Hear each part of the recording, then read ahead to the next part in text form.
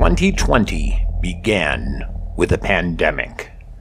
It was followed by more than 35 million people signing up for unemployment as jobs vanished. Then came the murders of George Floyd and Tony McDade. Protests, riots, and looting swept the country. The world turned upside down. Pride had to wait. But pride can never be ended. Pride is unafraid. It began with its own riot at Stonewall in 1969. It's here. It's now. It's Bisbee Pride.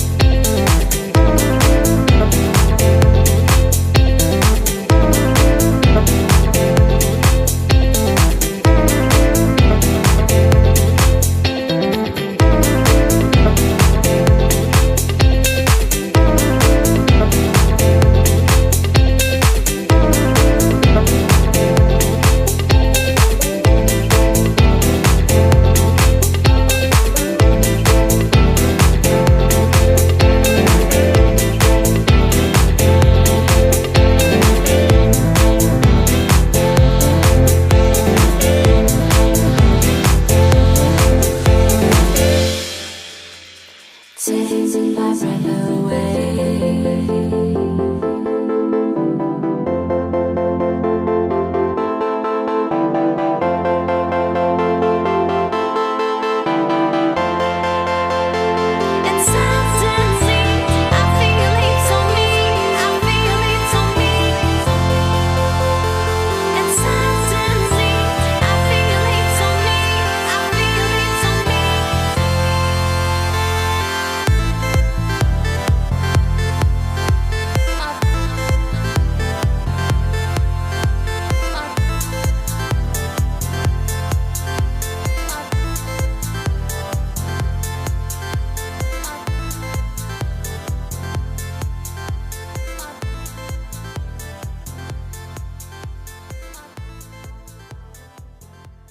Everyone, welcome to Bisbee 2020 for their first ever virtual Pride, and it's going to be fun.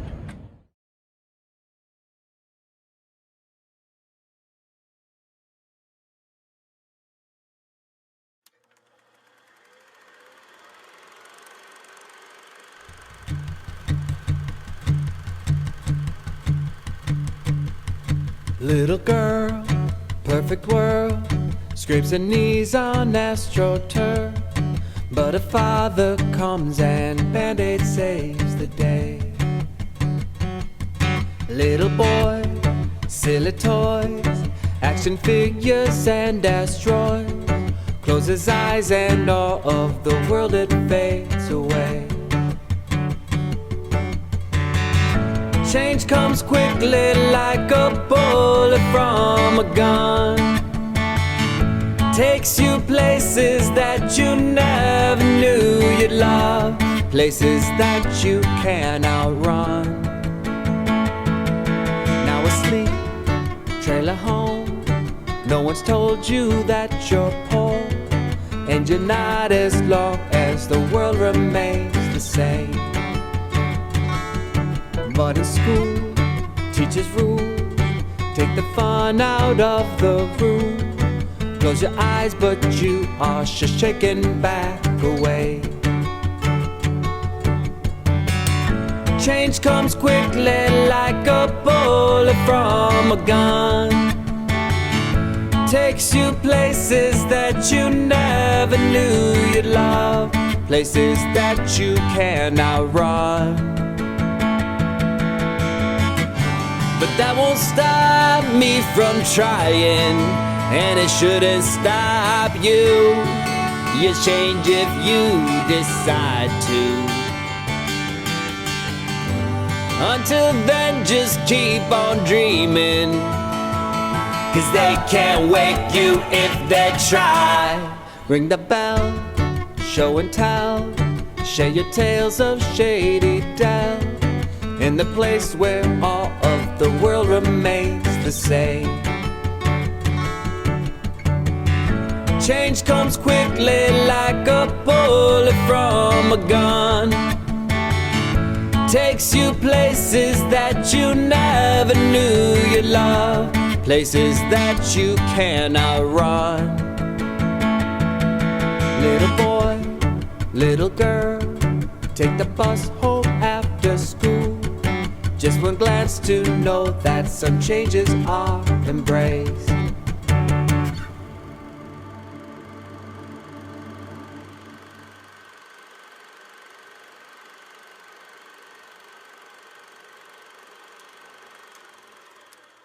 Welcome to Bisbee Virtual Pride. On the 16th anniversary celebration, I would love to welcome you to this Bisbee Pride virtual event in the spirit of Arizona's Pride Month during these difficult times. Who am I? Well, I'm hopefully the next mayor of Bisbee. My name is Ken Budge, and I'm running against our current mayor who has had his 2 terms. I am a former Bisbee City Councilman who served for 7 years and was there with my support when we passed Bisbee's Civil Union Ordinance in April of 2013. I still remember Doug Stanhope's speech before us on human equality that crazy night. That action that night, as the first municipality in Arizona to pass such a commitment, spoke to the acceptance of human rights we believe in for our LGBTQ community here in Bisbee and Cochise County. We bought our home in 1995 and moved here to retire in 2004, the same year Bisbee Pride started. I remember those early years and how some thought it was a bad thing. But the leaders of Pride and those of us who supported this event won the message, and now Bisbee Pride enjoys strong support from our community. I happen to live on what is called Bee Mountain, which is the hill that overlooks Old Bisbee. I have a bird's eye view of all the events and enjoy seeing our town fill up during Pride in a normally very slow month of June. I can remember my first Pride event that I attended back in the early 90s when my brother lived in San Francisco and I was able to attend their Pride parade. At the start of it, hearing the roaring motorcycles come down the street of the Dykes on Bikes. Now that was an opening to a fun parade and a day of celebration. I thought since you are all virtual, I would like to give you a virtual view of our great town from just above my home here in the Mule Mountains of southern Arizona. If you have not been here, you must visit us when these uncertain times are over. We are a mile high in elevation and mindset. A great town to explore, enjoy the entertainment while checking out our shops, restaurants, and walk some stairs.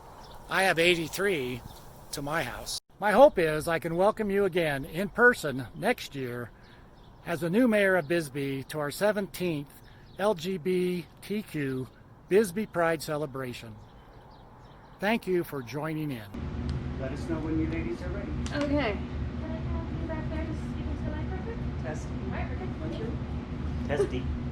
Testies. Testies. This could be fun. All right. Hi, I'm Sister Dangly Things, and I'm with Sister Barely Covered. We're here in Bisbee, Arizona, for our first virtual Pride. Today we're with Kathy Snowden and her partner Debbie something or other. Greer. Debbie Greer. Who we love. Kathy and Debbie were probably the first original Bisbee Pride people. And we're so excited to be with them. And we're going to ask them a few questions, my partner is. And I'm going to stand here and look beautiful. Okay.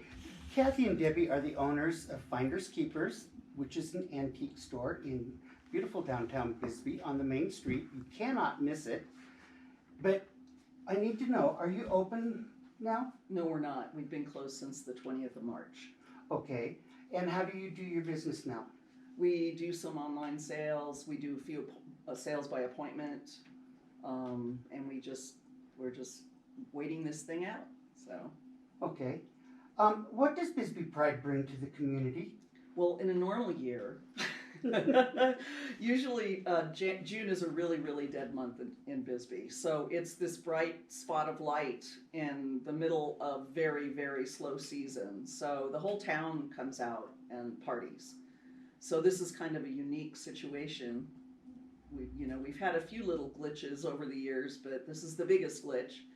So. Okay. Well, I'm going to throw this question at Miss Debbie because I need her to speak something. What would go away if there was no Pride in Bisbee? Wow, that's a tough one. Color. There would be a lot of people missing. A lot of people come down and have a really good time and brings the people in town out. And it would be a big loss if there were no Pride. Okay. Since you have the mic, how has Pride changed the community for the better? He's asking you hard questions, huh? Yeah. Yes. Well, Debbie's You're going to mean. start. Kathy's going to get some because she started Pride. Well, what was the question? I know it's hard when you get older. How has Pride changed the community for the better? They've opened up a lot about gay and lesbian and trans people. They're not so closeted themselves. So town is a lot more open and accepting. Okay, and wasn't Bisbee the first town in the state of Arizona to do civil unions. Mm-hmm. Yes, and we were the first couple. Awesome. All right, Kathy, where is Bisbee located? Southeast Arizona, just about 6 miles from the border of Naco, Sonora, Okay, and how long has Bisbee Pride been held? for 16 years. Wow, that's a long time. And I didn't start Pride. Oh, well, Well, you're the So star. I have to confess, it started in 2005, and it was a group of guys that kind of got together and decided to have a big party. And they did it for about 4 or 5 years, and then I think I worked on it in 2008, and I think I did it from 2009 to 2017. okay. So, I remember about, what was it, 7 years ago, the sisters made their first appearance at Pride. mm-hmm. And there were some that were hesitant to see us and have us come in. They were afraid the sisters were going to take over everything. We showed them that we Yeah. were here just to support people. And that's when Dangley and I met Kathy and Debbie and fell in love with them. They're awesome ladies. Okay, we covered how did it start. You told us that. How many people attend, would you say? I always figured at least 1,000 to probably maybe up to 2,000, but there are day trippers, so, but as far as hotel rooms, I know there's probably close to 1,000 people that come and stay. And does it help your business and the other businesses in town? It's the only bright light in June, because June's really a slow month for us here, so. Okay, what events normally take place during Pride? Friday night, there's usually a street dance, and correct me if is Ramon here in case I miss something? I don't know. Friday's usually a street dance. Saturday, there's park vendors in the park and entertainment, a day stage. And then Saturday night, there's usually a main show. Sunday's one of Deborah's favorite days because that's when we do drag queen bingo.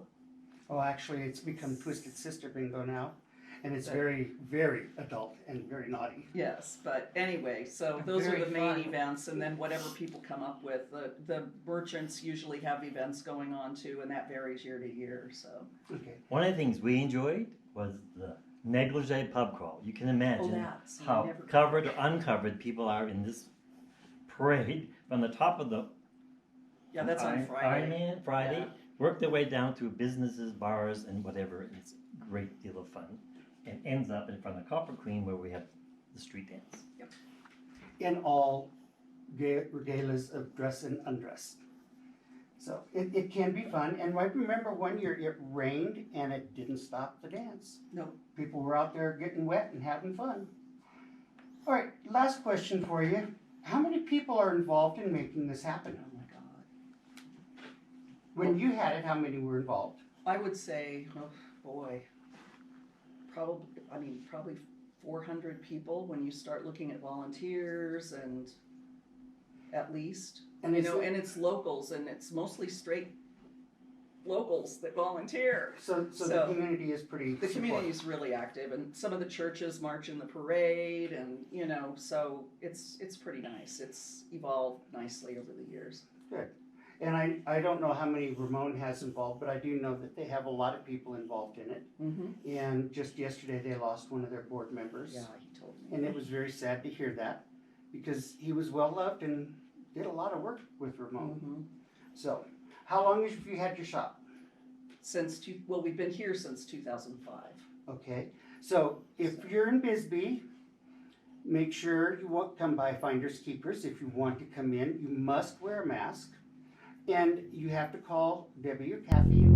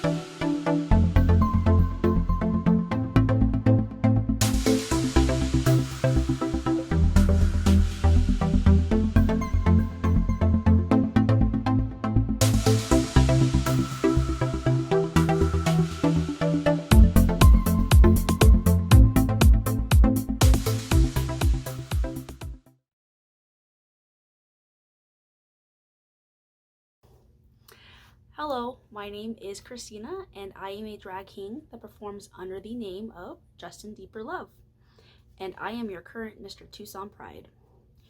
I want to give a super big thank you and a shout out to Bisbee Pride for inviting me back this year. I have performed for the prior 2 years, and I can only hope that I can come back for years to come. So much love to you, Bisbee Pride. I want to give a big thank you to the sponsors, because without them, most of this would have not have been possible. So the sponsors, I have a list here because I don't want to forget anybody.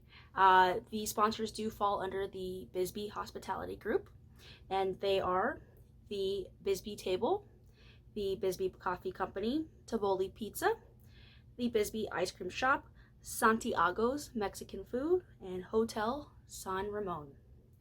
Thank you so much, guys. Great appreciation. And last but not least, to you, the audience. I just want to tell you thank you. Thank you for tuning in and showing support. And I really, really hope you enjoy what I have put together for you. One love.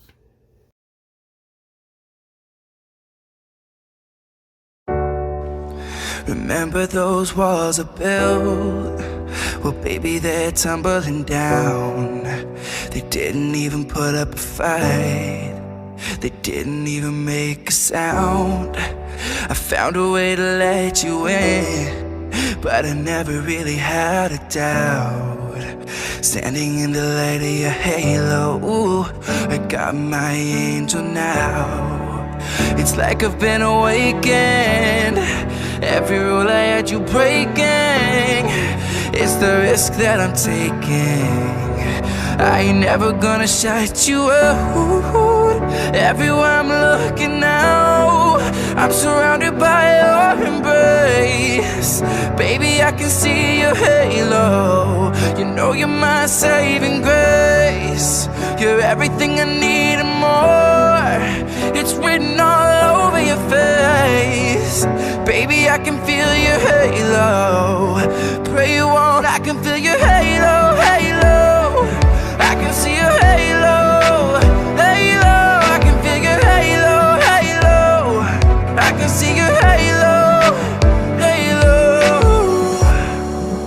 Hit me like a ray of sun, burning through my darkest nights.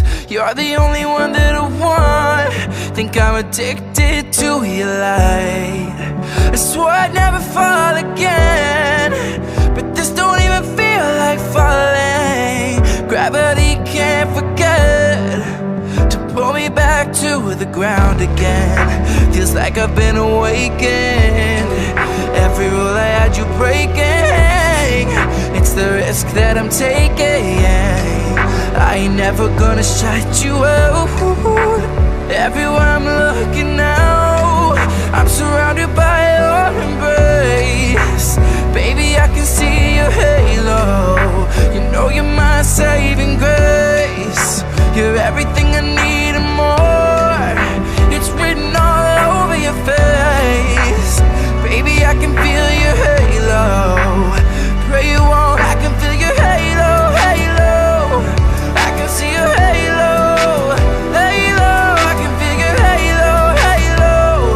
I can see your halo, halo.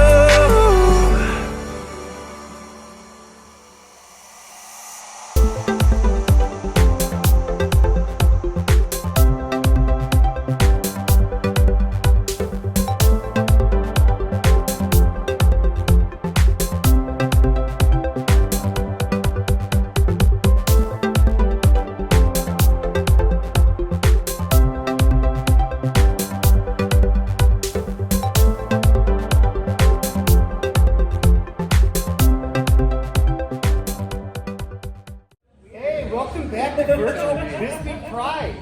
This is Sister Barely Covered again, and Sister Dangly Things is running her mouth because she's not paying attention to what's happening, but having fun in the process. We are here in the local Bisbee Vape Shop. As if you can see, there's tons of pipes and things. And we're talking with Ray the owner, and this beautiful young lady is? Rachel. Rachel. And tell us what type of business that you each own. I run the vape shop. We sell a lot of different items other than vape as well. We have pipes and CBDs, and we also carry cigarettes. Okay. And how about you, Rachel? I cut hair. So I specialize in colors and do the girl hair. Is that all you specialize in, is hair? Yes. Here. And you can style this? Okay. All right. With that in mind, she cannot style baldness because there's nothing to do with it. Are you guys currently open for business on a regular basis? Yes, we are. Are your hours curtailed because of this? A little bit because of family issues, having to get to work, but other than that, we try to stay open as much as we could. There's been some hiccups, but Rachel, are your hours pretty much the same? I was closed for about a month and now I'm back. Did you close it all during this episode? I did not. But we closed the showroom down. We were having to serve people through the gate. Okay. So are you open as a regular?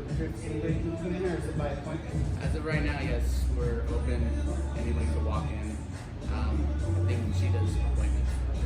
Okay. Do you encourage mask wearing? We encourage mask wearing. We have found it a little difficult with certain customers, but we can only ask.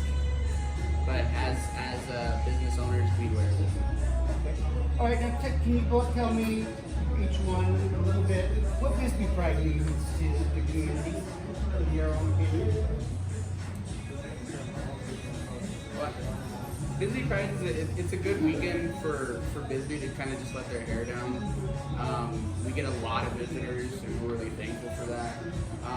So we just like what the weekend brings. It's kind of different than what we're usually used to the whole year. It's just a good relief. What's it mean to you? I think it's one of the funnest weekends we have here. Okay. It's so busy and people want to spend money.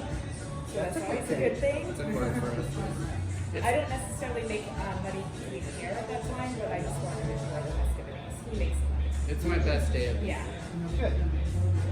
Okay, what would go away if there was no pride in Bisbee? Happiness. I think, like I was saying earlier, it's just a really great day to let your hair down and just relax and have a good time. And some of us don't have that throughout the rest of the year. So. Okay. So in other words, some of the people are really closeted. You said that. What? Closeted. Positive? Closeted. Positive. You know, like you get in the closet and you stay there Oh. and don't come out. How has Bisbee Pride changed the community for the better? Well, I think it's part of Bisbee's metamorphosis. We used to be a mining town, and then it became what people would call a hippie town. And now we're going through a different change too. I mean, some of the hippies are aging out, so it's not necessarily what it used to be. but Pride has given it a bit of a different flavor to the town in terms of a different identity, than what we traditionally were used to in the past. How do you feel about that? What was the question? Sorry. There was too long of a break there, right? Yeah. What does Bisbee Pride, how has Bisbee Pride changed the community for the better? Well, it's made everyone more open. There's some people that maybe weren't as open to the gay community here, and they realize that it's a good thing, maybe. I think it's good for Arizona too, because this is a lot different. Republican state, Yeah. and so We're a little blue island we're here. not being Republican. Well, you guys do realize that Bisbee is considered to be the best small town pride in the nation. Really? That's awesome. I believe So, that. and it's that way because of folks like you. We appreciate all that you do with us. We appreciate everything. Thank you for your sponsorship. You have any questions? Oh, have fun. Have fun? As good as you guys. Go cut some hair. All right.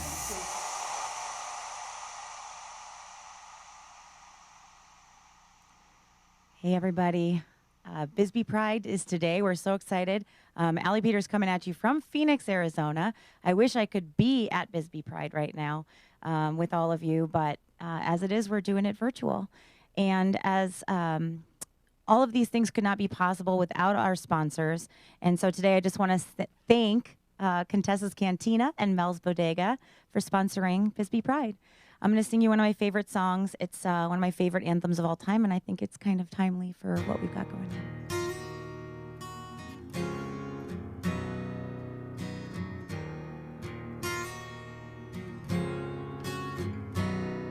Forget sounds good.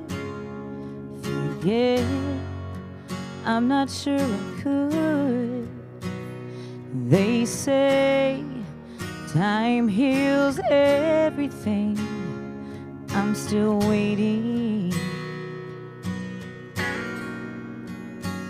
I'm through with doubt. There's nothing left for me to figure out. I've paid a price, and I'll keep paying. I'm not ready to make nice. I'm not ready to back down. I'm still mad as hell, and I don't have time to go round and round and round. It's too late to make it right. I probably wouldn't if I could, 'cause I'm mad as hell. I can't bring myself to do what it is you think I should. I know you said,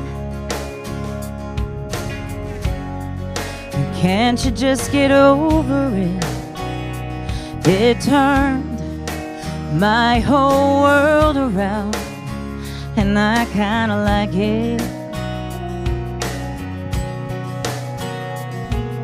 I made my bed and I sleep like a baby with no regrets, and I don't mind saying it's a sad, sad story when a mother will teach her daughter that she ought to hate a perfect stranger. And how in the world can the words that I said send somebody so over the edge that they'd write me a letter saying that I better shut up and sing or my life would be over?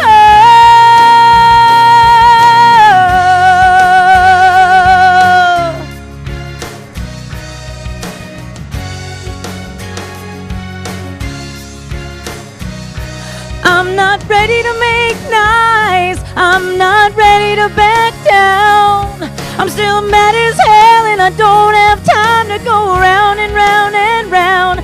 It's too late to make it right. I probably wouldn't if I could, 'cause I'm mad as hell. I can't bring myself to do what it is you think I should. I'm not ready to back down. I'm still mad as hell, and I don't have time to go round and round and round. It's too late to make it right. I probably wouldn't if I could, 'cause I'm mad as hell. I can't bring myself to do what it is you think I should. What it is you think I should. Oh.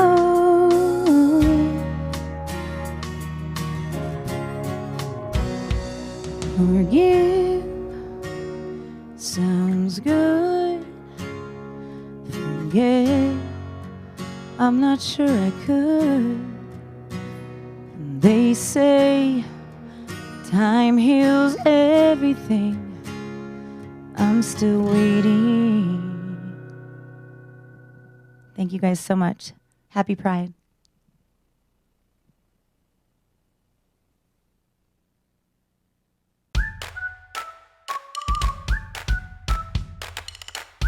Happy Pride Month, Southern Arizona. Happy Pride. Happy Pride. Happy Pride. Happy Pride. Over the past few years, our office has walked alongside many of you in the Bisbee Pride Parade to show support for the LGBT+ community. Even though this year looks a little different, we wanted to let you know that we're still with you in spirit and that we can't wait for next year. It's been our privilege to be with you in this fight for equal rights and equal protections for everyone in the United States. I support our LGBTQ community, and I say with pride, Happy Pride Month, Southern Arizona.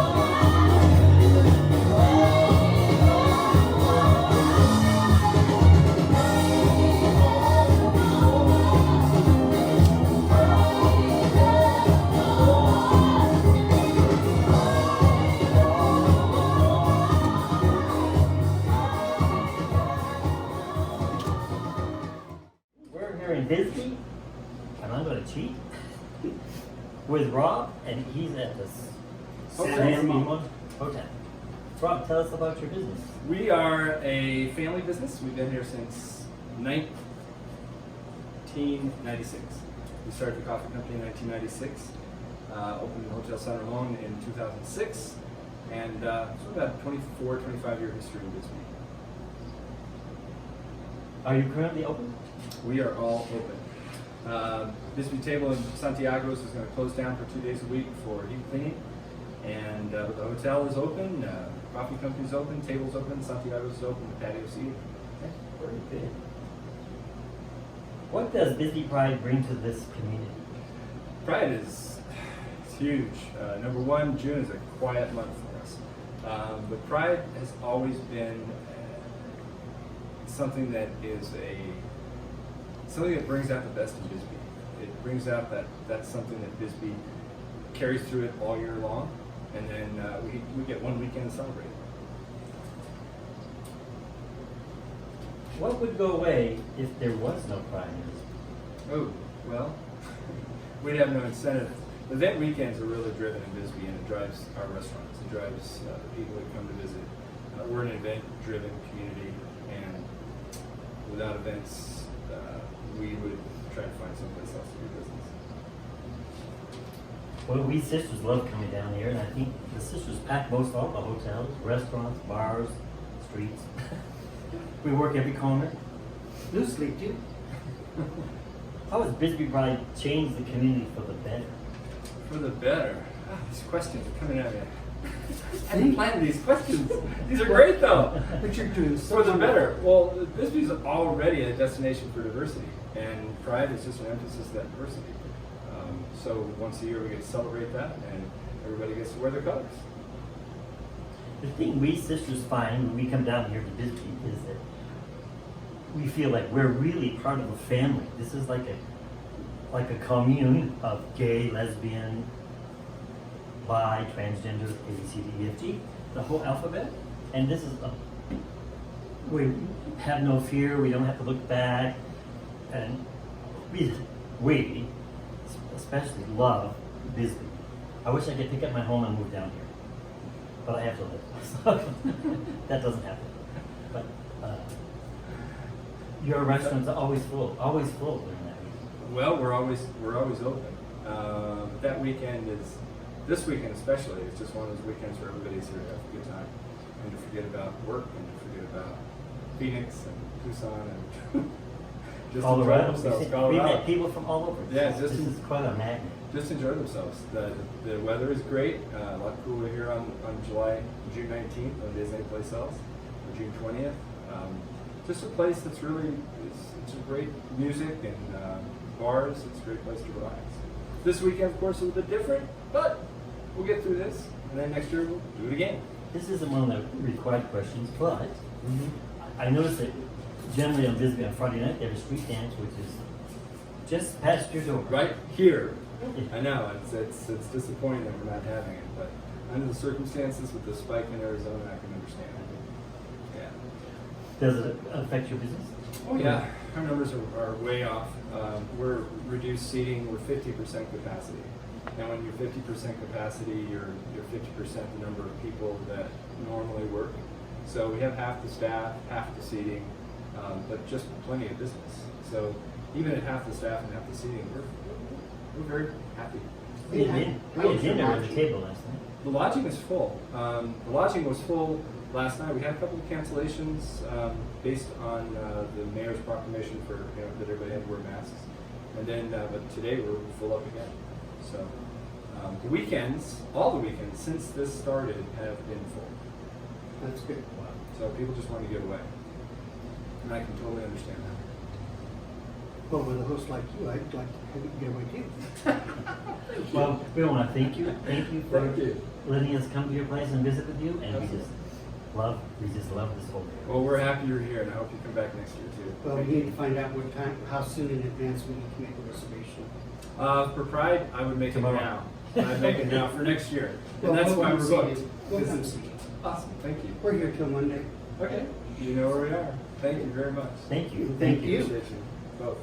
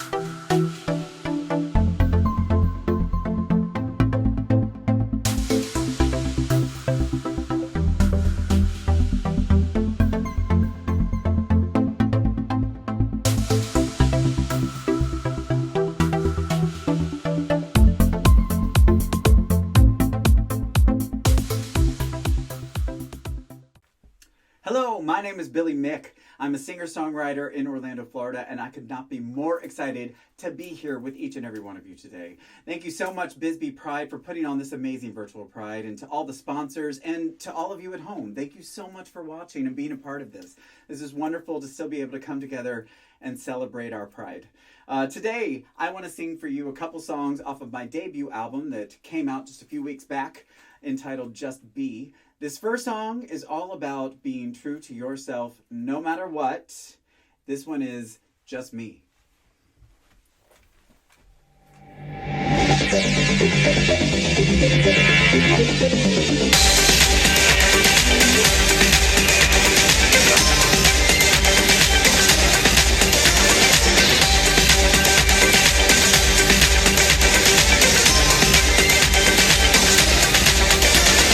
Stand up, all you children, get up, arise and walk.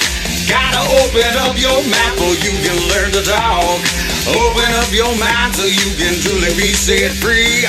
Take a look around the world and there's possibilities. You gotta stand up and proud. Well, and live your life out loud. You gotta be strong, tough and free, and be what you want to be. Because when all is said and done, I just gotta be made. Open up your third eye and see what's in front of you. It's your life you've gotta live no matter what you choose. Don't let nobody bring you down with a bigotry and hate. It's your life you've gotta live, so there's no time to waste. You gotta stand up and proud. Well, and live your life out loud. You gotta be strong, tough and free, and be what you want to be. Because when all is said and done, I just gotta be made. Because when all is said and done, I just gotta be made. You gotta open up your eyes if you wanna see. You gotta stay true to yourself if you want to be. Don't let nobody tell you how you should identify. You owe it to yourself to be yourself and never live a lie. You gotta stand up and proud. Well, and live your life out loud. You gotta be strong, tough and free, and be what you want to be. Because when all is said and done, I just gotta be made. Because when all is said and done, I just gotta be made. Don't ever apologize for being who you are. You're strong enough, you're beautiful, and baby, you're a star. Everybody's got something that makes us all unique. If you just stay true to you, then you'll never obsolete. You gotta stand up and proud. Well, and live your life out loud. You gotta be strong, tough and free, and be what you want to be. Because when all is said and done, I just gotta be made. You gotta stand up, you gotta be proud. You gotta live your life out loud. Yeah. I just gotta be made. Come on and live. Woo! All right. That was Just Me. Once again, my name is Billy Mick. Thank you so much for having me. Thank you for coming out to Bisbee's virtual Pride and celebrating Pride with everyone here today. This is very exciting. This next song, I actually wrote after my husband and I went to Manchester Pride in 2018. And we got there, and it was the most amazing experience ever. We were so overwhelmed by the sense of love and community and acceptance we felt when we were there. And we walked away from that thinking, everyone should feel like this all the time. And that inspired me to write this song. This one is Flesh and Bone.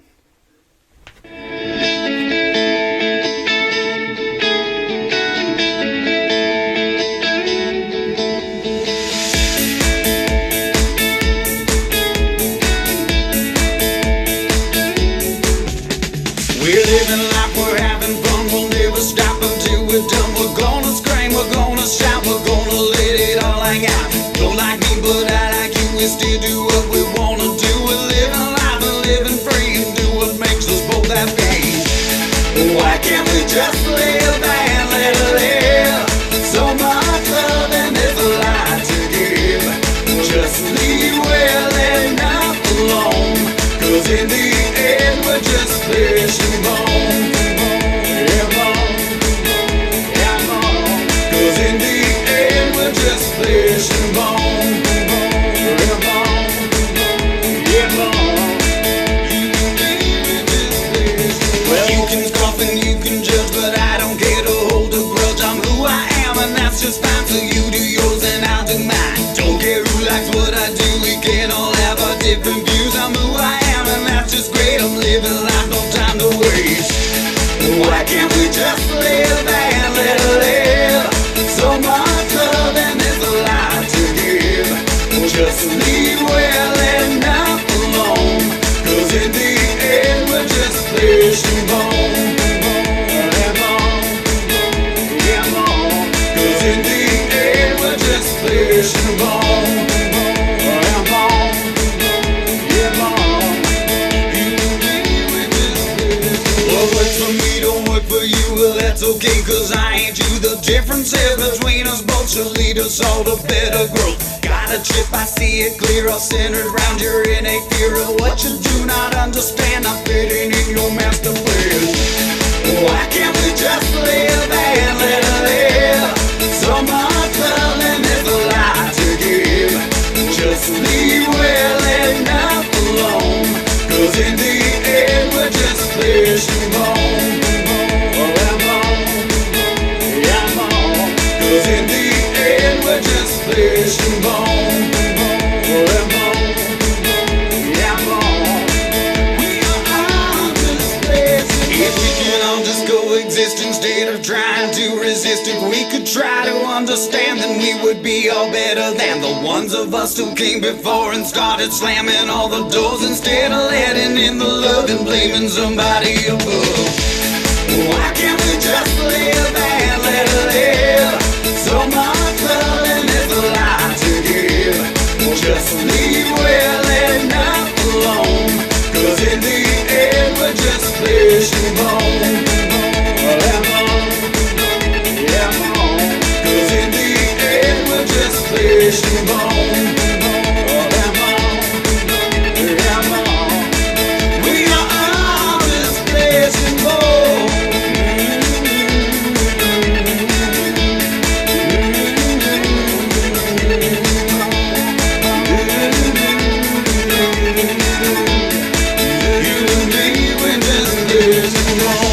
Why can't we just live and let it live? So much love and there's a lot to give. Just leave well enough alone, 'cause in the end we're just flesh and bone. All right, that was Flesh and Bone. Once again, my name is Billy Mick. Thank you so much for having me. Bisbee Pride, thank you so much for putting together this amazing virtual Pride to bring everyone together like this. Thank you all for watching. Happy Pride, everybody. Mwah. I can play along with anything, so hit me. Hit you? I wouldn't dare start. Harder, please. Oh, you're into that kind of stuff, huh?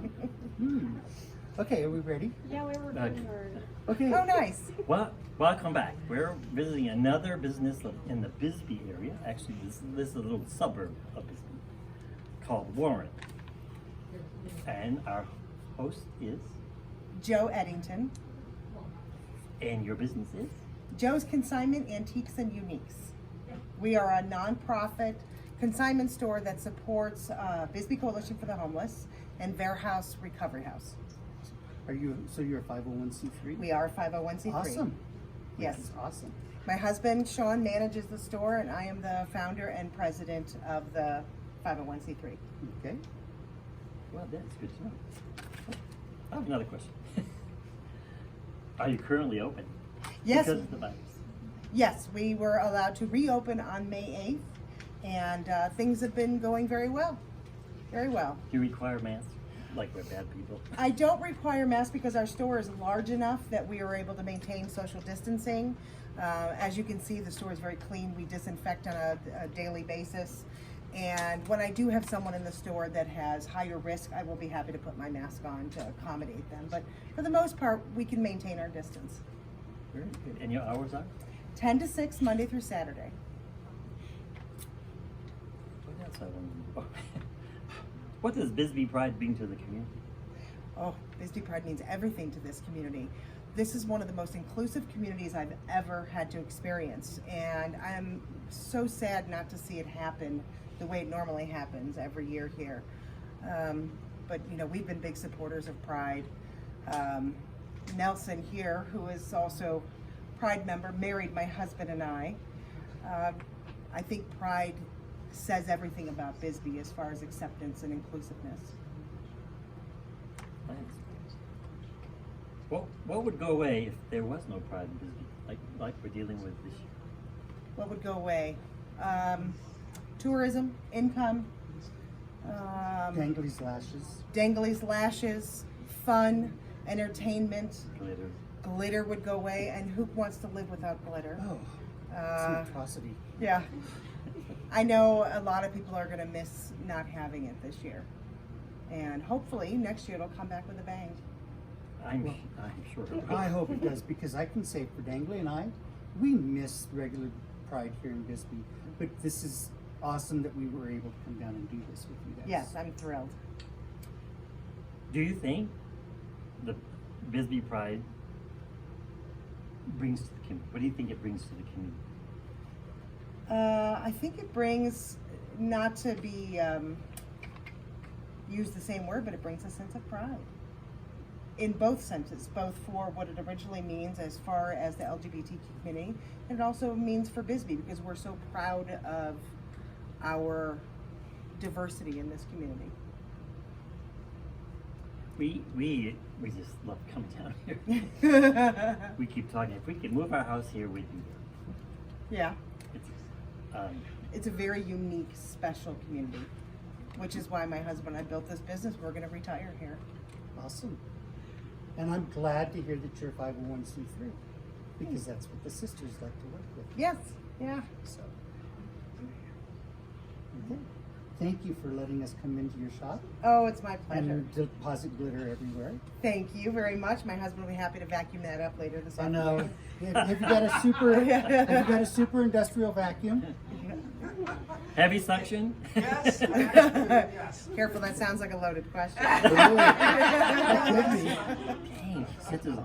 Yes. Okay, thank you so much, and we are so glad that you are open. I hope business is keeping you afloat for the time being, as sparse it is. Business has been doing well since we reopened. I wasn't expecting to be able to write a check to the homeless shelter and the recovery house within the first month, but we were. Awesome. We were able to provide both of them with a substantial check to help them make it through the times too. So I was very happy to do so. Okay. Follow us on Facebook, Joe's Consignment Antiques and Uniques on Facebook. We will do that. Thank you. Thank you. Hi, all to the viewers that are watching in the virtual Bisbee Pride this year. How are you guys doing? I hope you guys are enjoying yourselves. Bisbee Pride has been around for a long time, and I've gone to almost each and every one since I was able to, and it's just an awesome thing to happen in such a small little town. And I want to give a shout out to Greenway Manor and Vapor Solutions from being sponsors and supporting Bisbee Pride. Thank you guys so much for doing that. I appreciate it, and so does everybody else, hopefully. But my number that I'm doing today is Treat You Better by Shawn Mendes, and I hope you guys enjoy it. Here we go.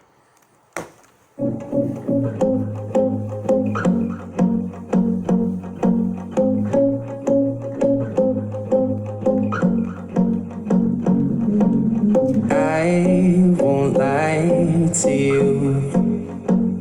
I know he's just not right for you. And you can tell me if I'm off, but I see it on your face when you say that he's the one that you want. And you're spending all your time in this wrong situation, and anytime you want it to stop, I know I can treat you better than he can. And any girl like you deserves a gentleman. Tell me, why are we wasting time on all your wasted time when you should be with me instead? I know I can treat you better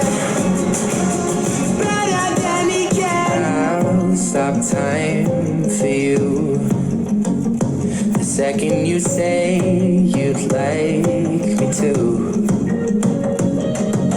I just wanna give you the loving that you're missing, baby. Just to wake up with you will be everything I need, and this could be so different. Tell me what you want to do, 'cause I know I can treat you better than he can. And any girl like you deserves a gentleman. Tell me, why are we wasting time on all your wasted crime when you should be with me instead? I know I can treat you better than he can.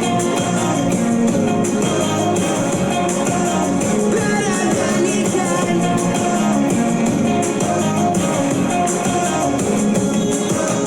Give me a sign, take my hand, we'll be fine. Promise I won't let you down. Just know that you don't have to do this alone. Promise I'll never let you down. 'Cause I know I can treat you better than he can. And any girl like you deserves a gentleman. Tell me, why are we wasting time on all your wasted grind when you should be with me instead? I know I can treat you better than he can. Better than he can. Better than he can.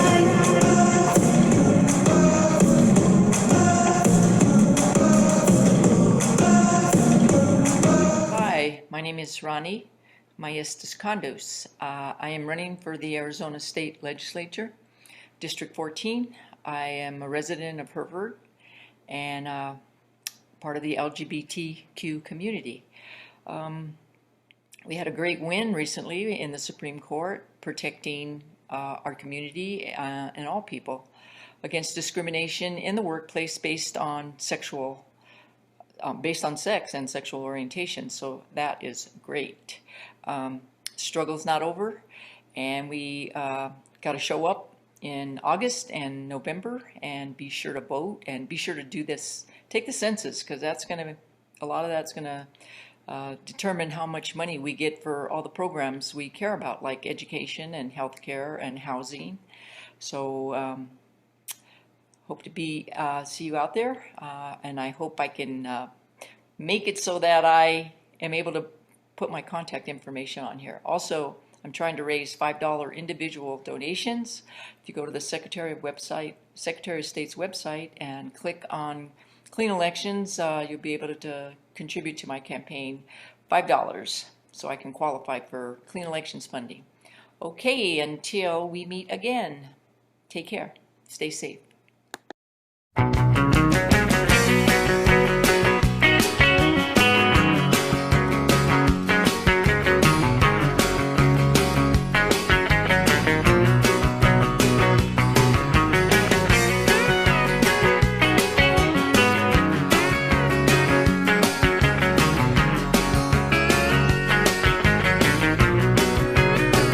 Can't you feel my love growing? Can't you see it ain't showing? Oh.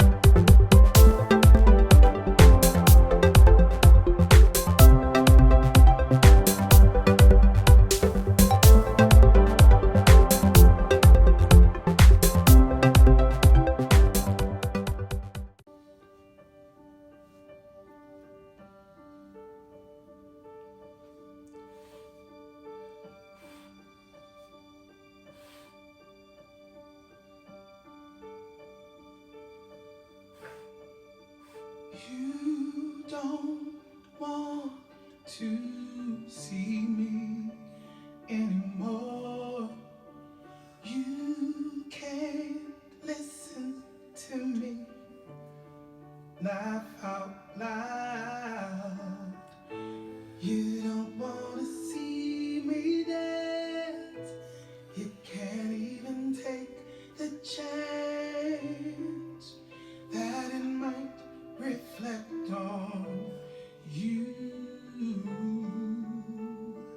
You missed out on the best part of me, the part that made me who I am today. Oh, but the best part of me is standing in front of you and loves you anyway. Hold me in your heart till you understand. Hold me in your heart just the way that I am. With all your faults, I love you. Don't give up on me. I won't give up on you. Well, you took my hand, taught me how to be strong. That's where I picked up when we went all wrong. I know that I love you and you hurt me too, but you mean more to me. I must mean more to you. Hold me in your heart till you understand. Hold me in your heart just the way that I am. With all your faults, I love you. I need you to love me that way.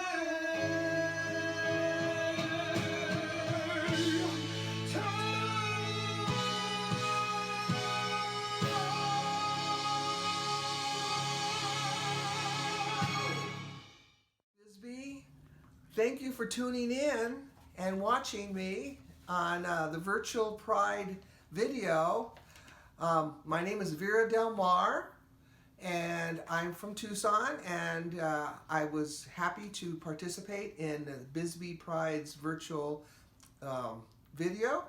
I'd like to give a shout out to the sponsors, my sponsors, and they are Bisbee Good Cakes at 44 Main Street, Bisbee. Their phone number is 1-952-905-0476. Also, a big shout out to my friends at Contessa's Cantina at 202 Tombstone Canyon, Bisbee, Arizona. And their number for reservations is 1-520-432-6711.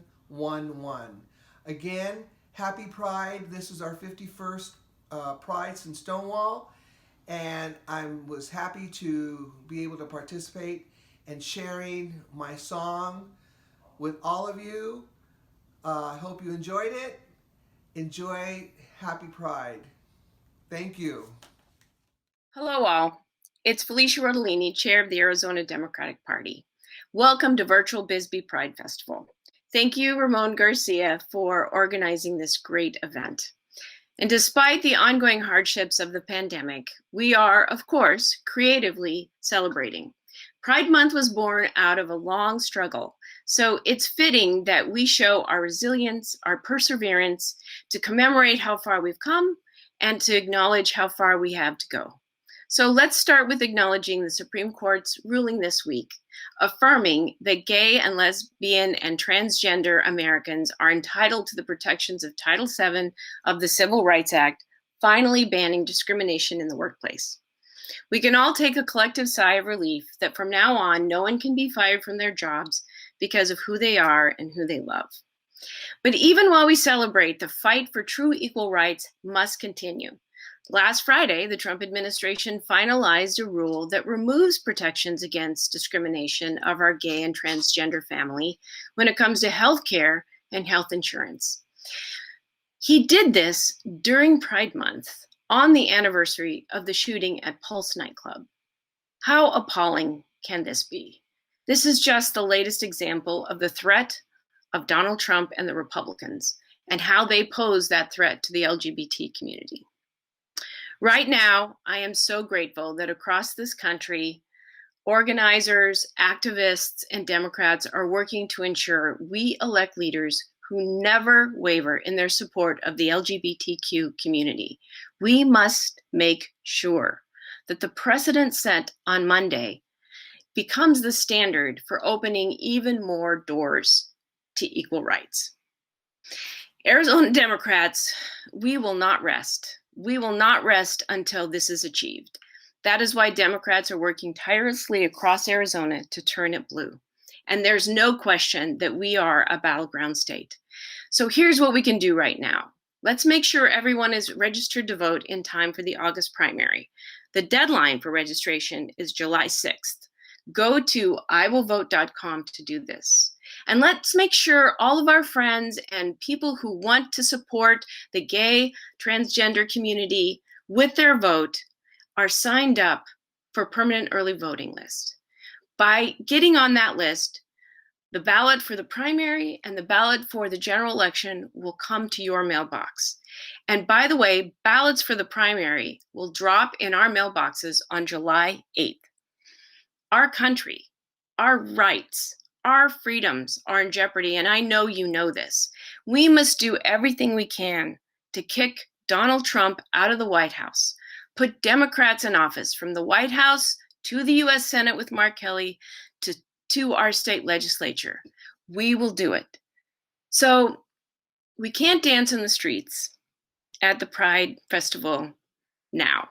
But when November comes around, let's make sure we are dancing in the streets with joy and excitement and gratitude that we are going to make the White House great again, and we're going to get this country back on track.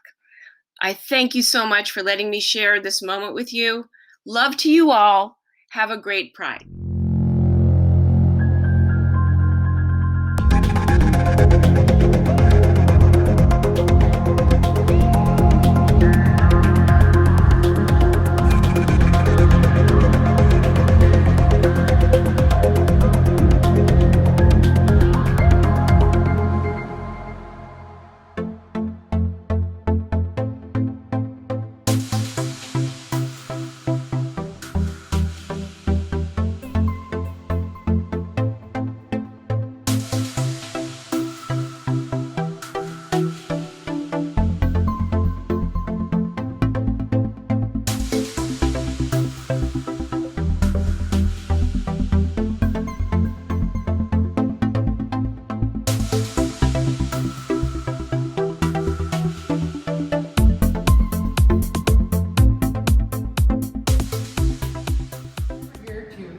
Briefly entertain you because I would like to have the privilege, or I do have the privilege, of introducing our comedian, Enlo. Hey!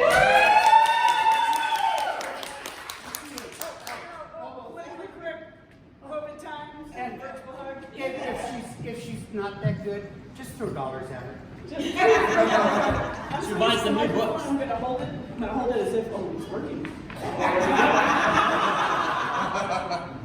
Well, I want you guys to know I've not performed in front of a live crowd since I think January, and COVID times hit. I did a virtual, on a Zoom. I did a Zoom talent show, and it just didn't cross over the way I thought it should. I want to thank everyone for joining Virtual Pride, right? Virtual Pride. Virtual Pride. This is a different way for us to come to you. Usually you come to us. My name is Marilyn Lopez. My friends call me Enlo. Where are my friends? My family calls me Susie. Because they think it's cute. But my mother, God bless her soul, she used to call me Shuji. Because that lady took a shitload of Vicodin. Shuji. I'm sure she's in heaven right now. Shuji, shut the fuck up. Oh man. So before I get started, I want to thank Chuckleheads. Thank you. I'm at Chuckleheads right now, and I have a little audience here, and I appreciate you guys coming out. I want to thank Joe's Consignment for sponsoring us. We have very generous sponsors, but especially want to thank Joe's Consignment. So let's give a hand for Joe's Consignment. We need the sponsorship. We need it. And I want to thank everyone out there for coming and tuning in to Virtual Pride. Put us on a watch, I think they're called watch parties on Facebook, and stream it into your friends. Again, I just want you guys to know that my mother passed away thinking that I was still going through a phase. For a 50-year phase, Mom, yes, there we go. 50-year phase. I heard her tell someone, she goes, I think Shuji's just doing this to piss me off. Yes, Mother. Now that you've kicked it, I can come out of my closet. I can come out of my closet. Oh man, I was raised with a gay brother. Anybody else raised with gay? Nobody? Nobody? This is don't ask, don't tell past, you guys. Anybody have a gay sibling growing up? Nobody? Someone out there maybe? Okay. I was raised with a gay brother, and my gay brother always wanted me, to look and to act more feminine. Okay? And I came out in the 80s. Actually, it was the late 70s, and the 80s was my first Pride. And I came out in the 80s, and he used to dress me up like a lipstick lesbian, okay? He would dress me up like a lipstick lesbian, but all of us know, looking at me now, that I'm more of a chapstick kind of girl, right? I used to confuse everybody. I would go out and I'd meet people, and they would women, and they would come to my house to pick me up for a date, and I'd be dressed like this, but I had longer hair, and they would have to do like a second turn. They're like, you're confusing us, you need to fucking stop this. You need to stop it. You're confusing us all, okay? But it was simpler times. It was, there were some choices, but not a lot. I remember my first gay pride was in the 80s. It was in Los Angeles, California, in Hollywood.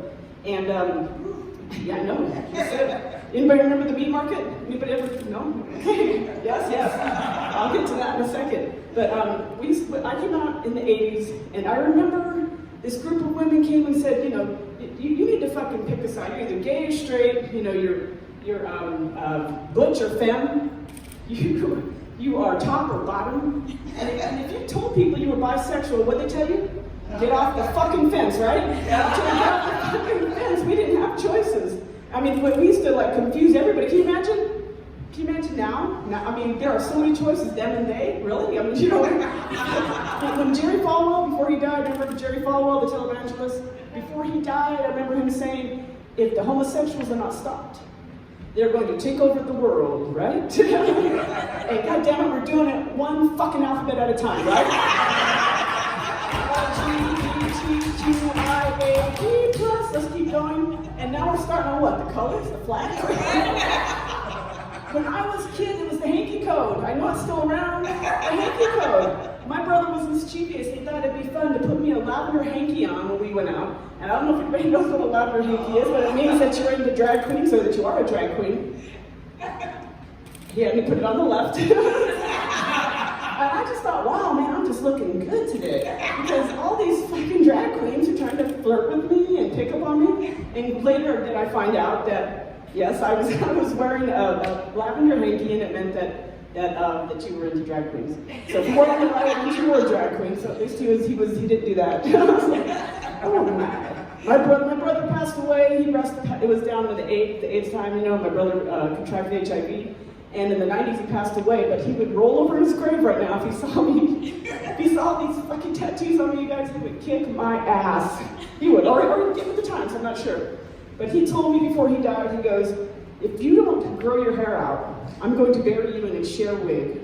And I was fucking up. My hair was down to here when he passed away. It was down to here. And then when he passed away, I wore a skirt to his funeral, and then the next day I cut off my hair and I put on my jeans. See ya, brother. See ya. Now, I want to be supportive of all our trans people and the non-binary and all the little groups that are popping up.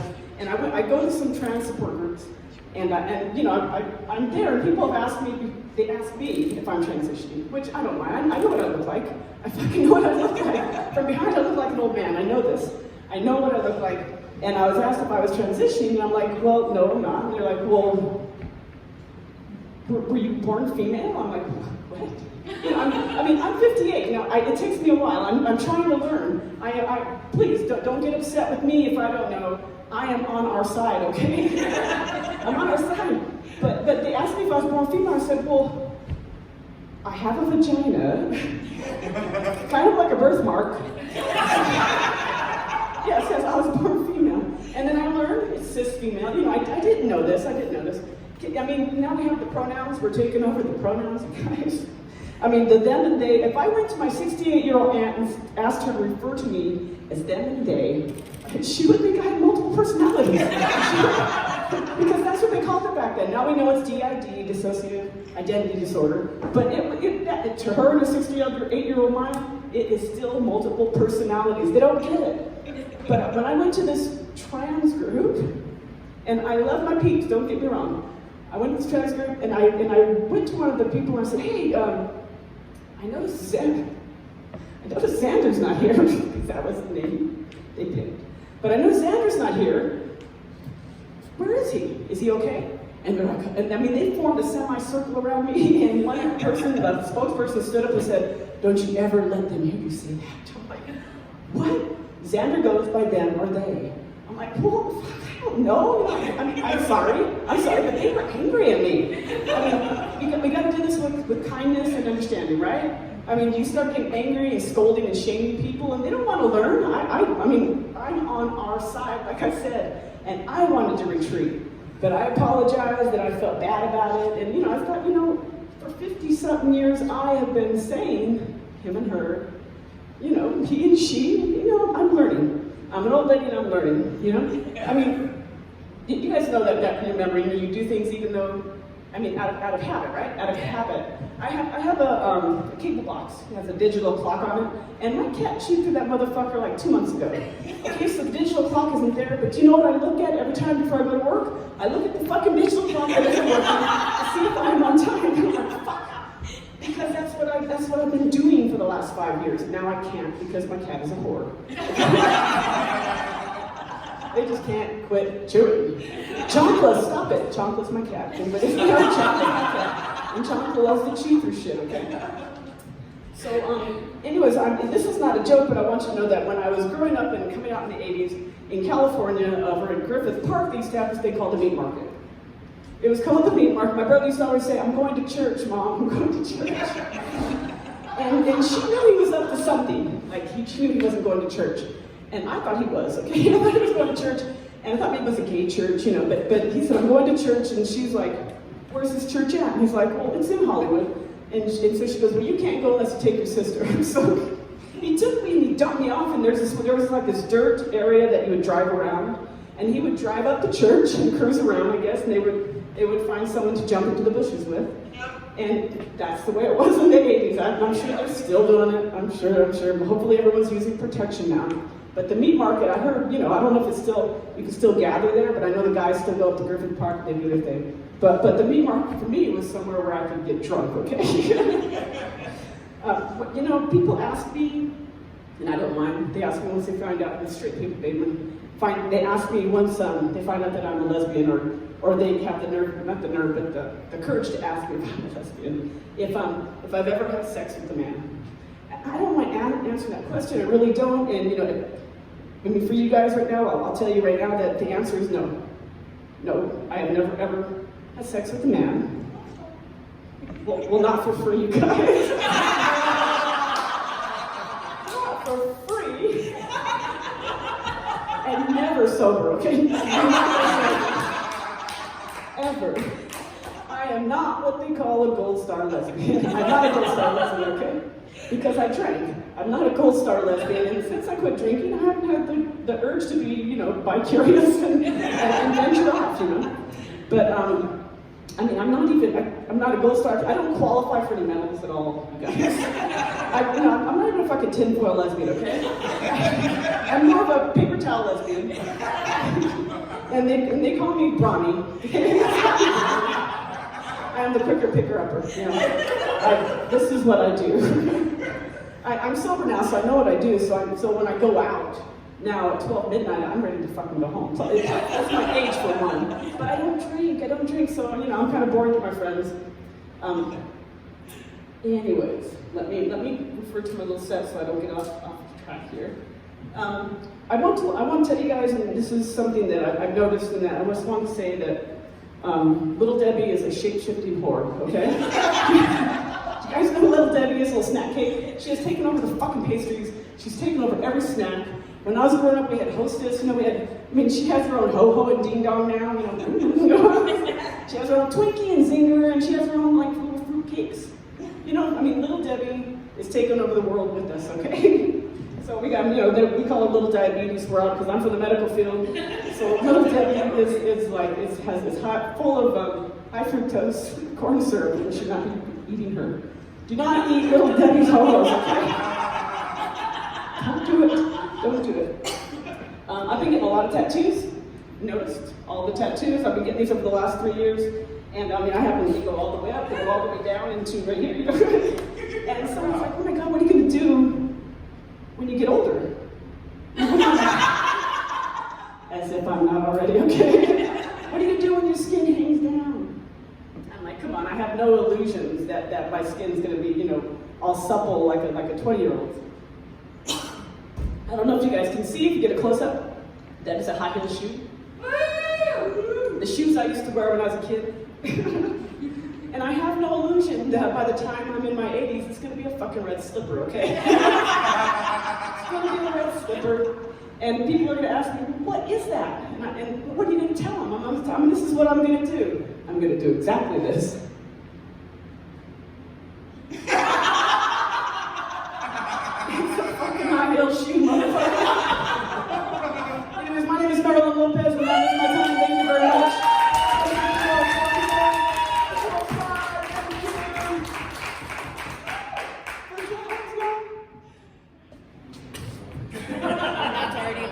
Pervert? Yep.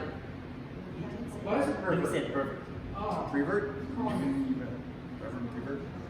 I'm good. Yep. Okay. Hi, this is Sister Baird Covered and Sister Dangling Things, and we're at Chuckleheads enjoying some wonderful libations and the company of the owner, who is Matt Becker. Okay. And you are what kind of an establishment? It's a comedy club, but it's also a multi-use venue. So we'll do like variety acts, anything like that. But we do live music, but it's not our focus. There's other places that do that here. So we try to just keep it variety. But if we do bring in bands, they're really good. So this gentleman on tandem bicycle behind us, is he A regular customer? a regular customer, or is that what happened when you? No, that was a tourist waiting for a cab in Bisbee. Oh, okay. The purple one, right? No, we don't have cabs, so He he should just have called died. PTC. He didn't know about it. Okay, is your business currently open? Yes, it is. I've been open since when they could reopen restaurants. So we've been open since, and it's been really good. Everybody comes out, is comfortable coming out. And as far as wearing masks here, I don't require it. If you don't feel comfortable going out, don't go out. If you think you need a mask inside, don't go out. Okay, so tell me, what does Bisbee Pride bring to the community? Well, I'll tell you, last year was my first year, and it was insane. It was the nicest group of people I've ever met in my entire life. We were packed the whole time at capacity. But the thing is it was just a group of people that all came out to have fun and support it, and it just brings the community together. It worked out perfect. Awesome. Did you do shows then? Yeah, we did. We had. I can't think of his name now. Who was our comedian? He was amazing. Out of Phoenix.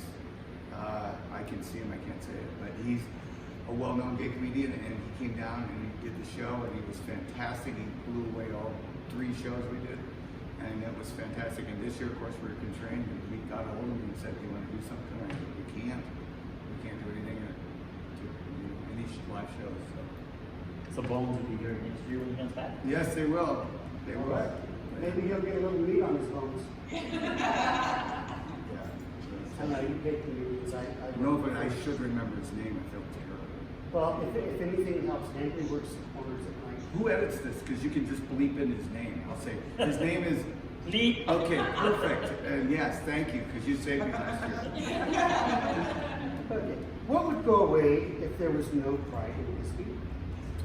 I think you'd lose a lot of the eccentric part of the town. I mean, the town is pretty diverse. I mean, it has its own following, but Pride is one of the weekends where everybody kind of pulls together, even the ones that, you know, are a little more conservative. They come out because everybody's out, so it kind of brings them into the fold too, where they go, well, I don't want to miss it. So it kind of works. Well, I kind of get the feeling that Pride isn't just a gathering of the LGBT community to bombard Bisbee. I think it brings out the eclectic people right, in the artists Bisbee as well, right. and the artists. And that's not just artists of canvas or drawing and paper, but all. The costumes last year were insane. I mean, there were people that they must have spent 6 months on it, and it was fantastic because I mean, they were, you know, everybody was moving around, so you constantly kept seeing them. I was so busy I couldn't take all the pictures I wanted, but it was fantastic. So again. So tell me, how has Bisbee Pride changed the community for the better? Well, you can see we've always considered a lot of things, and I think it brings both sides of the table with Bisbee Pride because it is such a big event in our town that it gives leverage to people that don't always have a voice. So it's worked out really well. And me having come down here for Bisbee Pride for almost 7 years now, I've noticed that it brings people of the LGBT community out that would normally come out, and they're not quiet when they do come out because they feel this is a safe place. And that was one thing I was new to Bisbee, so I had a lot of room at this thing. But a lot of people came in and go, one guy I had a drink last year and he said, I haven't been in a bar in 5 years that I came out. And I was like, thanks. Awesome. So we're visiting with the owner of Chuckleheads. It's a comedy club / bar. And I shouldn't say bar, I should say a lounge. Yeah. So what are your hours of operation? We are usually open before the pandemic. We're usually open 4 till 2 a.m. Okay. 6 days a week. Monday we're usually closed. And what's your hours because of the pandemic? Pandemics we changed it to 5. Okay. And only 1 hour difference just because there's no restaurants open around me, so it's just people that really are coming out yet, so they come out later. But it worked out. So 5 o'clock has a good crowd. All right. Thank you very much. Thank and you. We frequently your establishment next year. All right. Hopefully it won't Mr. Bones will get some excitement. No, next year we'll have it right. I think it'll be fantastic and it'll be twice as big because we got ripped off this year. Can we place a phallus on Mr. Bones? You can do whatever you want. Ooh. Over his dead body. Thank you, sir.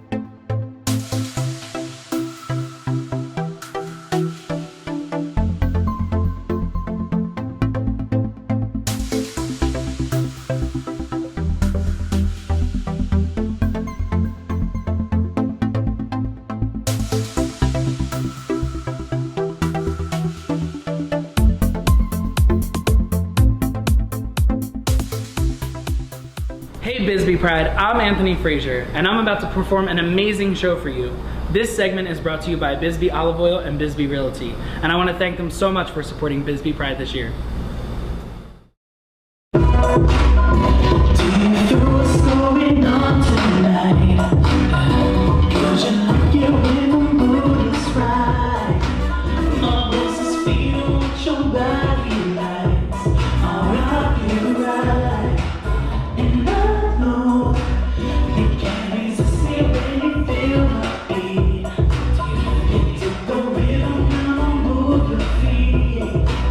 It's a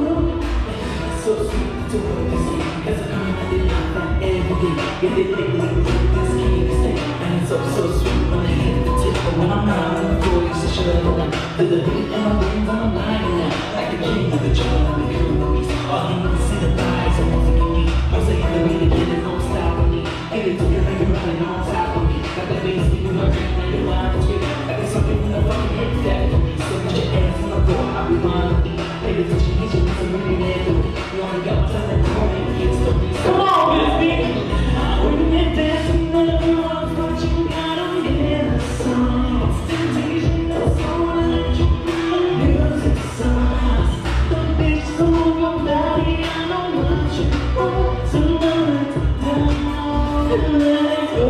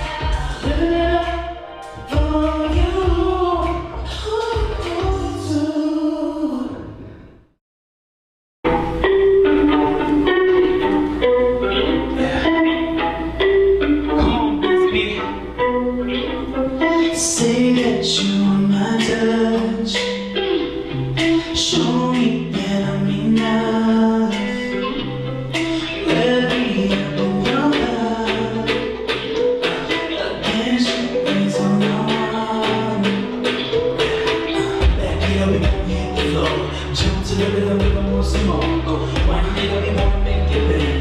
Put that body on everything. Put that body on everything.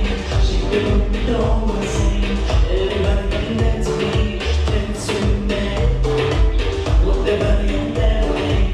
She got me don't sing. Everybody can dance to me. Dance with me. Oh na na na. Oh na na. Oh na na. Dance with me. Oh na na.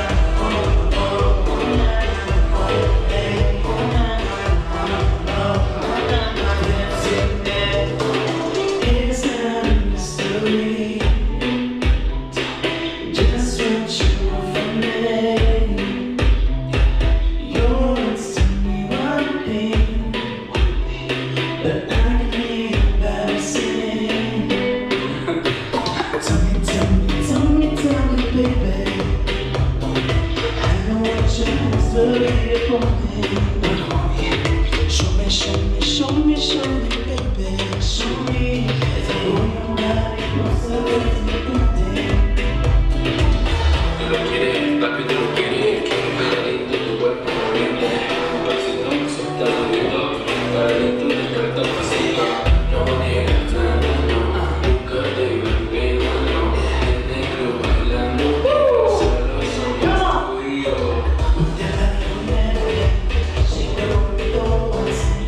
Everybody can dance with me. Dance with me. Put that body on everything. She don't know what's in. Everybody can dance with me. Dance with me. Oh na na. Oh na na. Oh na na. Dance with me. Oh na na. Oh na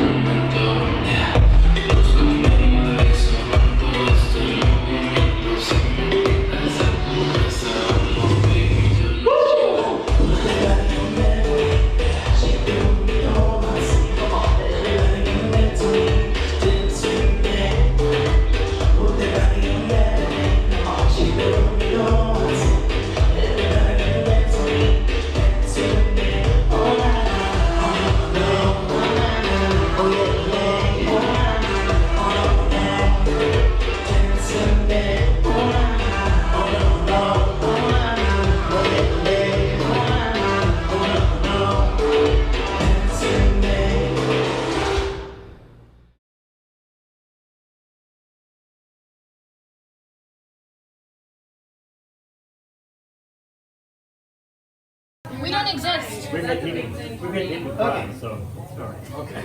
Guess what? Here it is. The old Bisbee Brewery.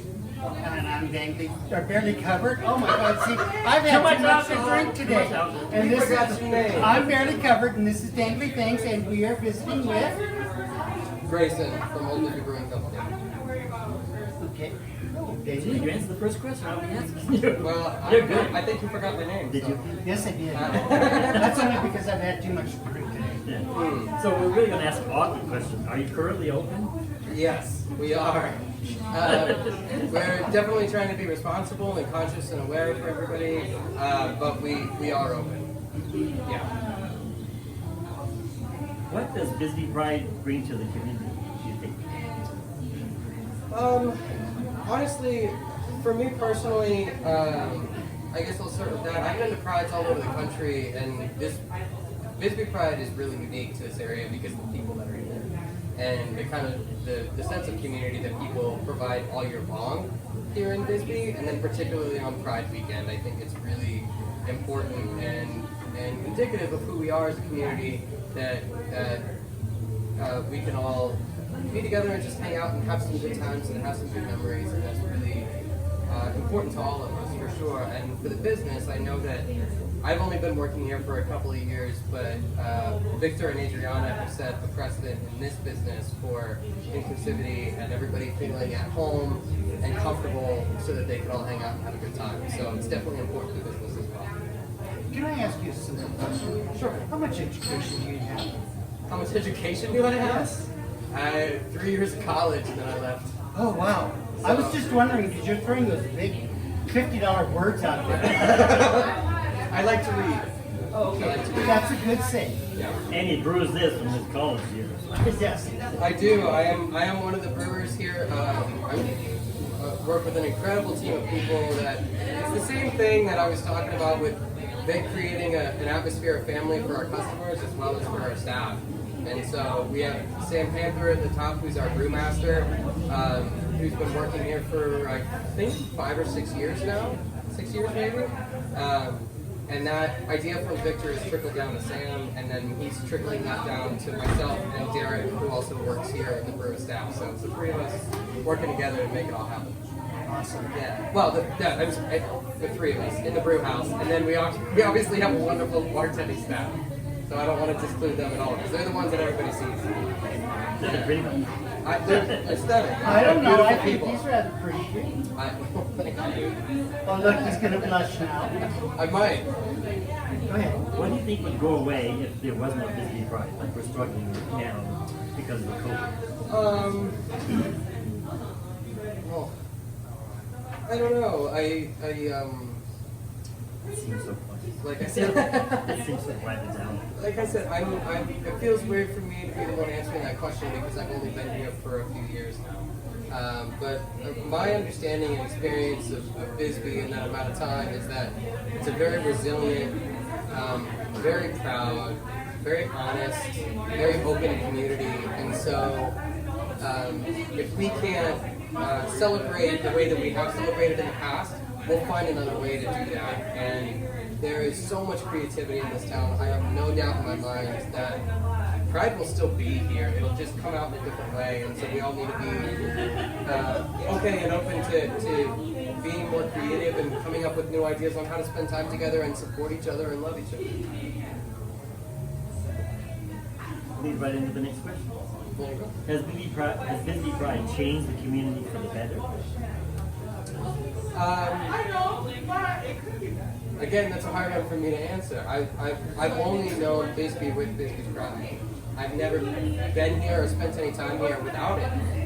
But for me, it fits in so seamlessly with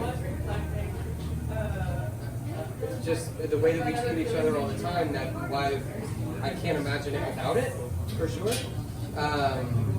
And so I do think it's very important. It's wonderful to see the same people come back every year who know Bisbee Pride, who love Bisbee Pride, whether they're from Phoenix, Tucson, or beyond. And they always say that this is their favorite Pride because they do see the same people every year, and it is a family reunion every year. And so I can't imagine that not happening in some way, shape, or form. So I think it's imperative that we continue it and maybe rework the structure of it, but it's imperative that we keep it, for sure. Well, hopefully next year we won't have to be virtual. Yes, that is the hope. You know, this has been fun. It's been enjoyable. Yeah. It would be nice to not have to be virtual and actually have the contact with the others. And we like where the businesses open up so much to the whole community, all of us coming. One of the things I always tell people outside of town is like, Bisbee doesn't have a day bar, but on Pride weekend, it doesn't be great. Everybody is open and flying out. Yeah, and I think that is one thing that is really special to this place because, like, and I don't want to diss any other prides or anything like that, but usually they're structured within a fence inside of a park, you know what I mean, because of permits and all that, and which is its own kind of fun, but it's definitely hard to manage. But here, you're right, when you walk down our main street, I get that it's not as big as other cities or anything like that, but when you walk down our main street, you see a flag on every single business. Everybody has their doors open. There is glitter on everybody's floor Monday morning, I promise you. I promise you, it takes 2 months to clean up, but it's worth it. And everybody's just participates because that's what it's about. It's about not saying necessarily that you're a gay bar or a straight bar and this is what's going on and that's what's going on. It's that people feel a different kind of freedom, I think, when they come here and they participate in Pride. because they know that they can just walk from place to place and everything's gravy, and everybody's gonna be chill. I mean, that's And nobody feels threatened. no, certainly not. I would hope that that would never ever happen here in this town, particularly never ever here at this brewery. Yeah. Well, thank you. We enjoyed your visit. Yeah. Cheers, y'all. Cheers. And they have the most wonderful root beer. Trust me, this is non-alcoholic, but it is divine. Hey everybody, this is Larry Moore, Lucinda Holiday. I am Tucson's Queen of Gay Pride, and I wanted to thank you so much for being here today and coming to this virtual Pride Festival. Remind yourselves every day to be kind, because every kind gesture does not do just something for the other person, but it does something for you. It gives you a sense of being, a sense of love. So remember to always be kind.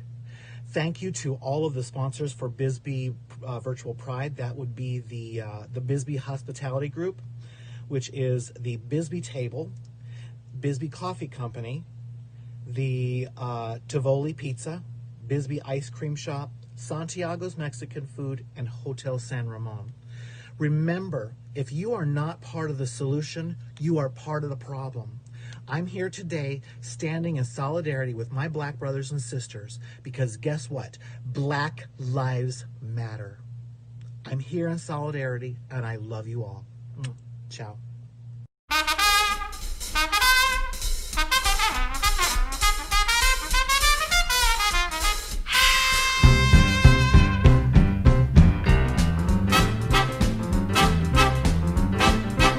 He was a famous trumpet man from out Chicago way. He had a boogie style that no one else could play. He was the top man at his craft. But then his number came up and he was gone with the draft. He's in the army now, a blowing reveille. He's the boogie woogie bugle boy of Company B. They made him blow a bugle for his Uncle Sam.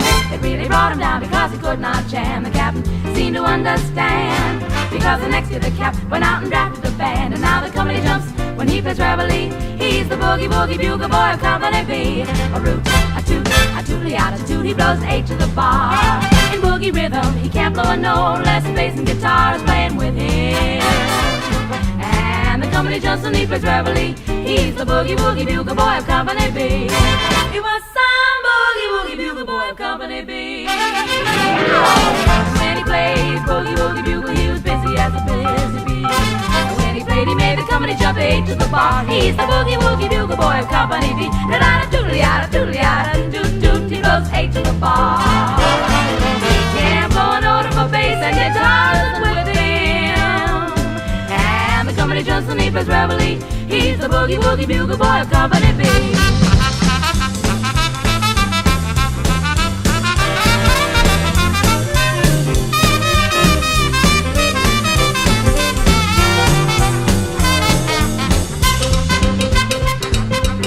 The boys will sleep with boogie every night and wakes them up the same way in the early pride. They clap their hands and stamp their feet, 'cause they know how he goes and someone gets the beat. Whoa, whoa, it breaks it up when he plays reveille. The boogie woogie bugle boy of Company B. A root, a toot, a toot, a toot, he blows it eight to the bar.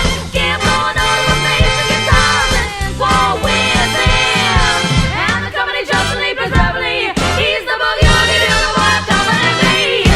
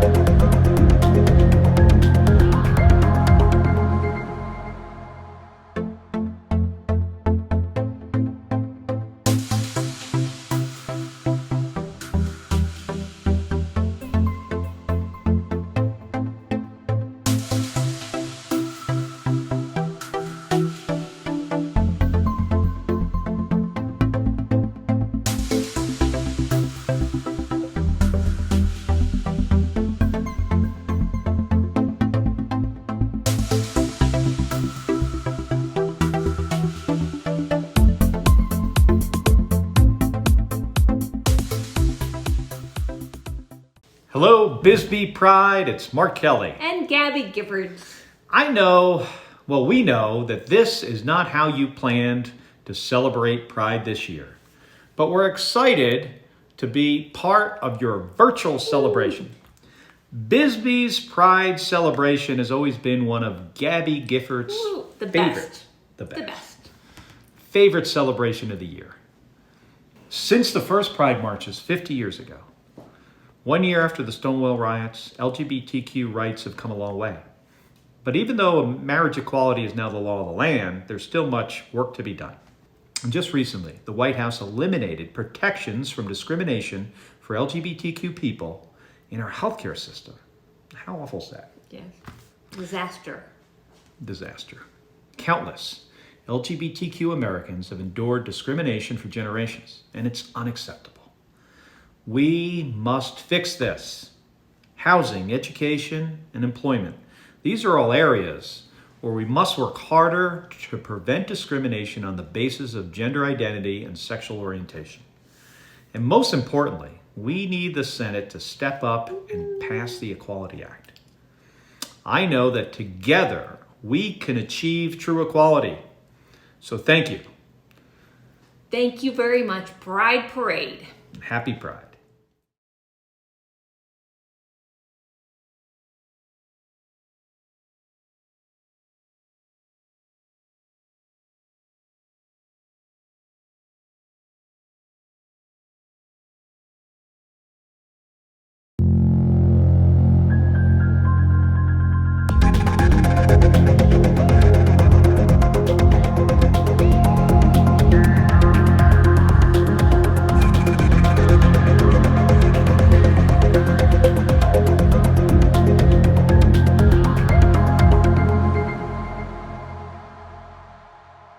Okay, welcome back.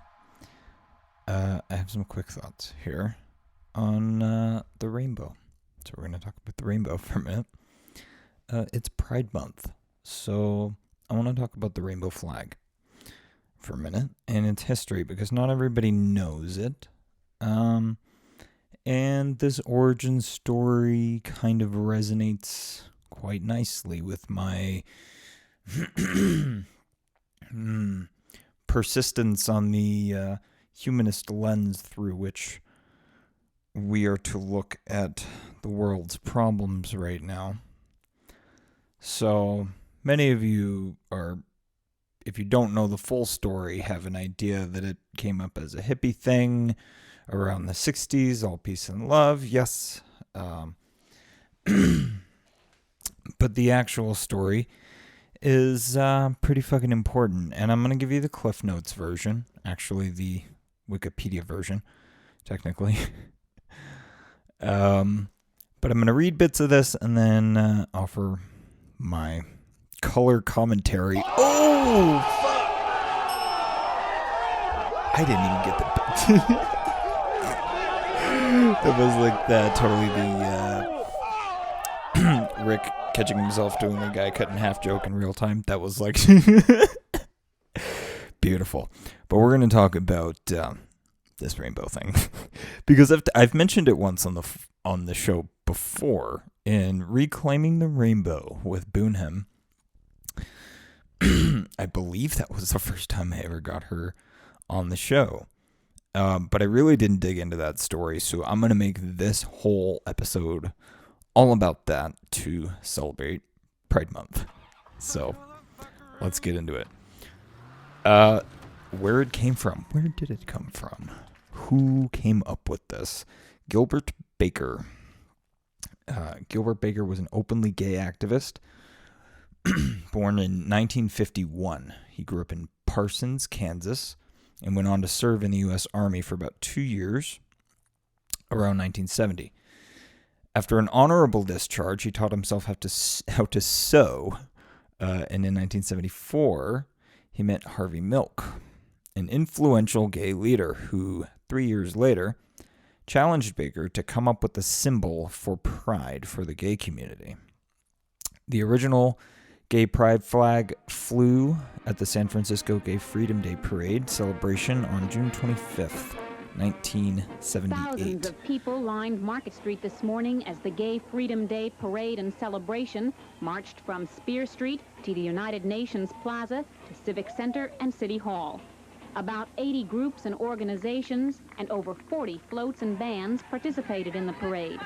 Some of the groups included lesbian nurses, gay fathers, and the Bay Area Physicians for Human Rights. It was a colorful and festive parade tied together with a sense of unity among the marchers in celebration of gay rights. Their message was this: I'm gay and I'm free and I'm happy. That's it. Have a good time. No bad feelings. No hostilities. It's a time to make up. My message is freedom and peace and love. Nothing else. But the man with the message that really delighted the crowds and brought on the applause was John Sims, the leader of the highly popular gay marching band and twirling corps. Well, my message is, our message is music. Before this Pride, the pink triangle was used as a symbol for the LGBT movement, but it represented a dark chapter in the history of same-sex rights. Understatement of the millennium. Getting a beverage here because I am it's fine. The pink triangle, if you don't know, was created by the Nazis during World War II to identify and stigmatize homosexuals in the same way the Star of David was used against Jews and others regarded as viruses or subhumans in the social fabric. It functioned as a Nazi tool of oppression. Harvey Milk and others didn't want to use this symbol anymore. Artie Bresson, a close friend of Baker's, pressed on Baker for a new symbol and called it the dawn of a new gay consciousness and freedom. It's been suggested that Baker may have been inspired by Judy Garland singing Over the Rainbow. Is that public domain yet? Can I play that?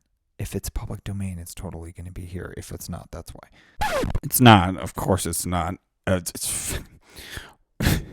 Nope, we got to wait until 2034 on that one, I think, to hear Judy Garland's beautiful voice on podcast. Hashtag free Mickey. Somewhere on the other side of a meteorological phenomenon in the sky that is caused by reflection and dispersion of light in water droplets, resulting in a spectrum of light appearing in the sky in form of a multi-circular colored arc. And as they're caused by sunlight, they will always appear in the section of the sky directly opposite the sun. Which means if you're standing on the other side of this atmospheric phenomenon in relation to the observer, then Rayleigh scattering is probably getting rid of all the other wavelengths of light, and the sky looks blue.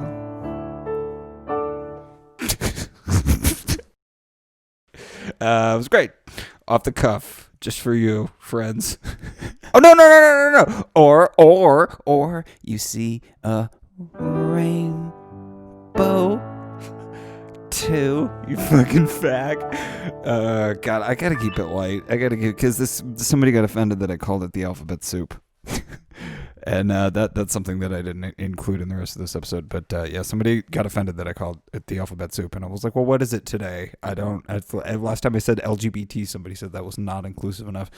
So it's the alphabet soup. Back to the show.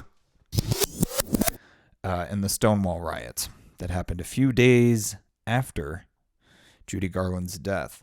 She was one of the first gay icons of ever. And I actually did not know this, that those events happened so close in history. Stonewall and Judy Garland dying. That's kind of actually cosmically beautiful in a fucked up way. On burpees, I might cut this. Psych, just kidding. My new catchphrase is, I don't give a fuck! And they go on to say another suggestion is that it came up on college campuses in the 60s, which are very much world peace.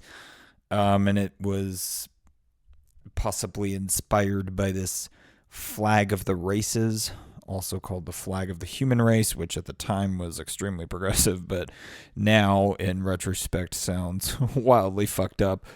But, you know, so changes the zeitgeist with the sands of time. So the original flag of the races, the stripes were top to bottom, red, white, brown, yellow, and black. These were meant to represent the different kinds of humans that there are. And this was clearly problematic. So, Gilbert Baker. Goddamn. So there was clearly a hippie involved. The first rainbow flags were commissioned by the fledgling Pride Committee and were produced by a team led by Baker that included artist Lind Segerblom. Segerblom was then known as Fairy Argyle Rainbow. According to her, she created the original dyeing process for the flags. Baker is said to have gotten the idea for the rainbow flag from the flag of the races and borrowing from the hippie movement of that time, largely influenced by pioneering gay activist Allen Ginsberg. The flag originally had 8 stripes, you guys, but he assigned a very specific meaning to each one of the colors. Now, the first one, 30 volunteers hand-dyed and stitched the first 2 flags for the parade. Massive, massive. So let's break down the colors here, because this part's really important. So the first one, going at the top, then this was meant to represent, you know, how a rainbow naturally appears in the sky. You have the reds towards the top. So hot pink was the first color that represented sex. Hot pink for sex. Oh yeah. I'll put in some sexy porn music right there. Red stood for life. You know, the blood of life. Get that? It's right in there. Orange was for healing. Yellow was for sunlight. Green was for nature. Turquoise was for magic. Okay. Indigo represented serenity, and violet represented spirit. And there's like only if there is one of these original flags or pieces of it, like where that's in a museum somewhere, right? Those first ones, because why did it change?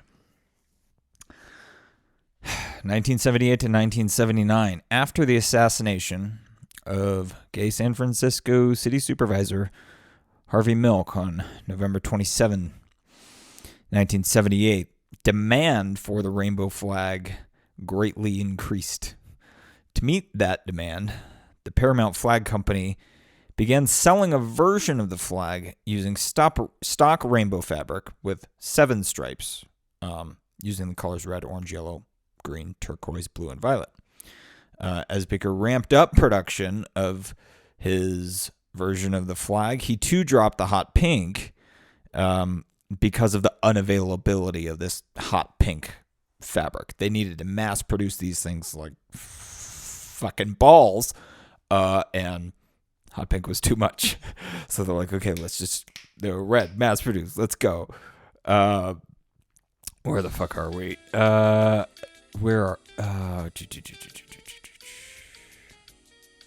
Okay, so then in 1979, it was modified again because the organizers of the 1979 San Francisco Pride Parade decided to split the flag in 2 in order to decorate the 2 sides of the parade route.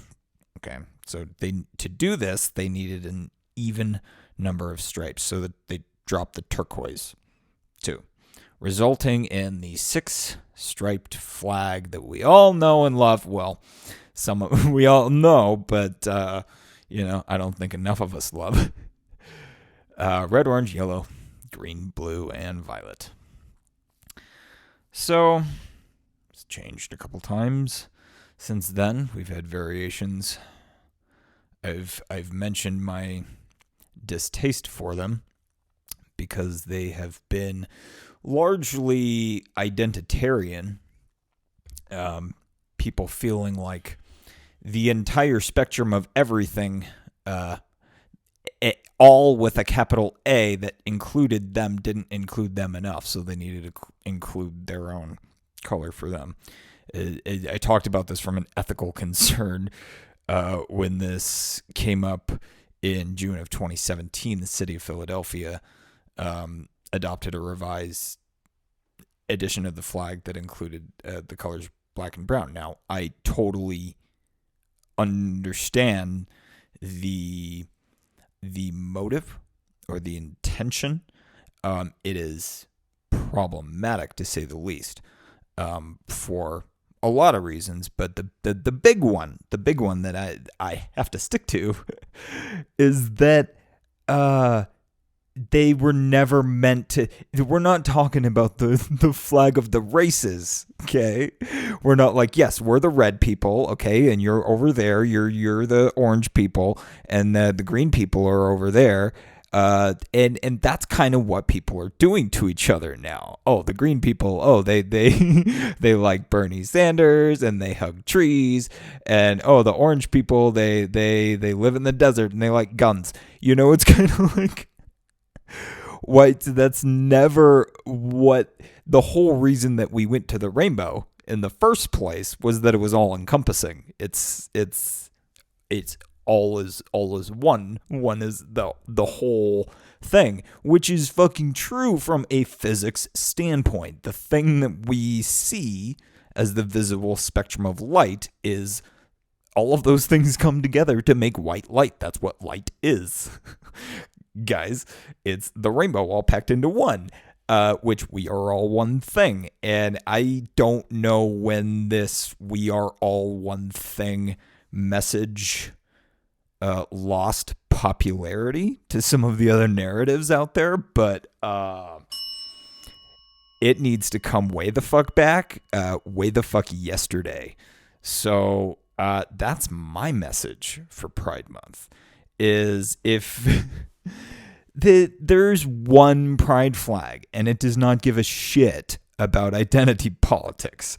And let's kind of, we'll tie it back to the beginning here. What did they drop, kids? Well, I'll put in some Jeopardy music or something. Do you remember the colors that they dropped? We'll do the Dora Explorer thing. He's right behind you. People shouting into their fucking cars like, pink. They dropped pink. Yes, they dropped pink. What other color did they drop?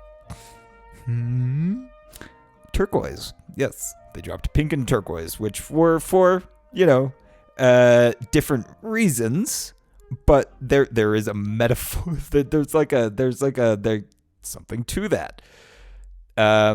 Sex was dropped out of this vision for the all-encompassing everything. We don't, that to make this message be universal to everyone, where it plays to everyone.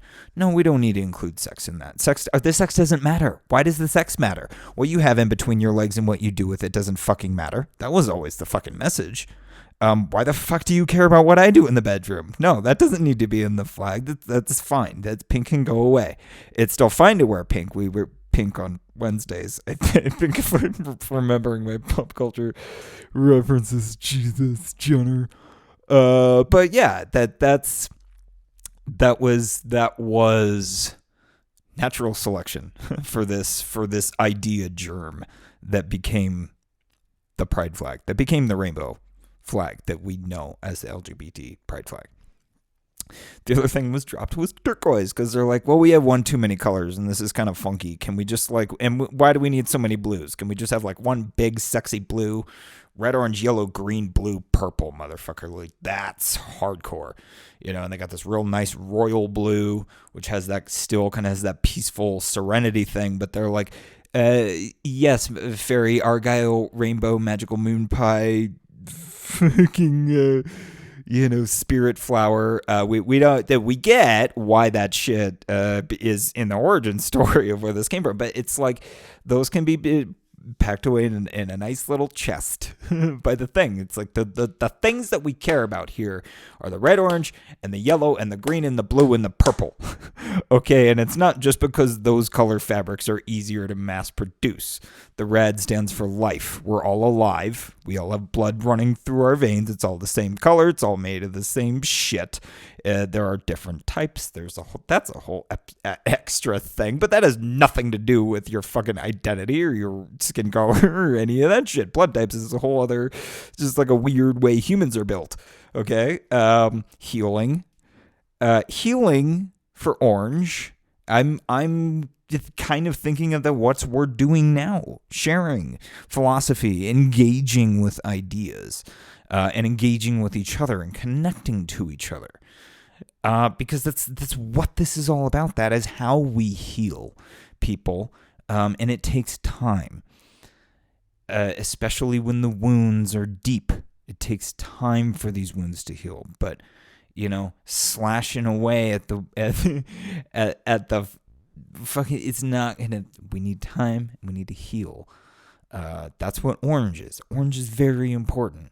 Yellow represents the sunlight. That is the light of day. It is exposing the darkness. And I'm thinking of this as exposing the flaws in the ideas. The best of intentions can go so fucking wrong just because people don't really think the whole thing through. We need the light of day to kind of expose the rot in our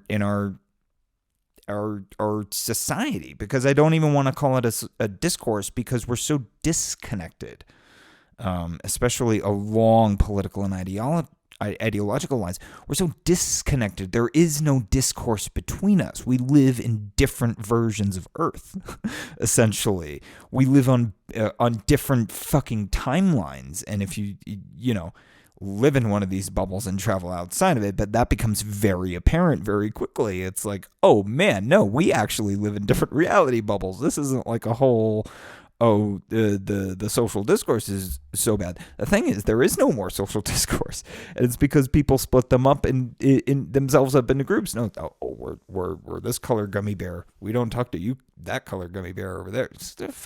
Come on, guys, come on. There's nothing magical about the fact that we're all fucking human. There is. We're the craziest, coolest thing to ever exist in the cosmos, as far as we know, because we're the thing that can understand it, and explore it.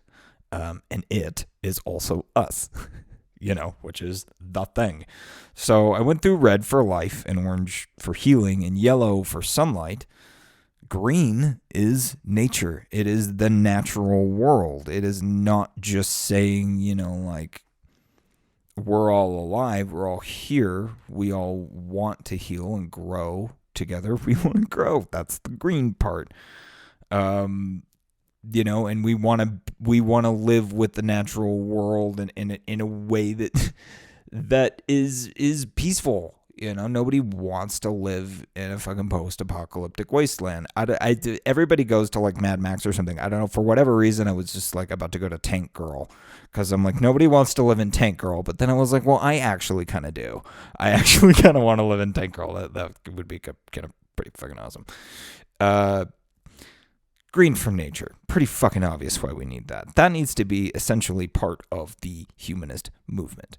Is a fundamental, not environmental activist wing. That's not what I'm talking about here. Is a respect for the natural world and because we're a part of it. Okay? We're a part of it, and we want to exist in it and preserve it for future generations. We are nature. That needs to be in there. We don't need magic. There's nothing magical about this. This is real. This is what it is to be human. This is what it is to be alive. Blue. We need the calm, blue, peaceful serenity of the ocean that is most of the planet that we live on, surface-wise. Most of the world is unexplored, and it's because it's under this deep blue, peaceful sea. That's, getting to the dark, but some of the most beautiful things are in there. Some of the craziest creatures on Earth are living in there now, and it's where we came from. All of the life on Earth came from the fucking oceans, and there is something peaceful and calming and serene about that. We need to remember who we are. This is why I won't shut the fuck up about it, you guys. It's like it crosses over into everything is awesome. You guys, my longtime Mindwave nerds, do you get it now? Violet, okay, the last one, and this is one that I didn't really know all that well until really I found the Humanity First one, and that's spirit. That is whatever the thing is, whatever, if it the soul, the spirit, the thing, the the fucking luminiferous ether of the body husk, whatever that is inside there that people call the soul or the spirit. We don't have a name for it. Engaging with it and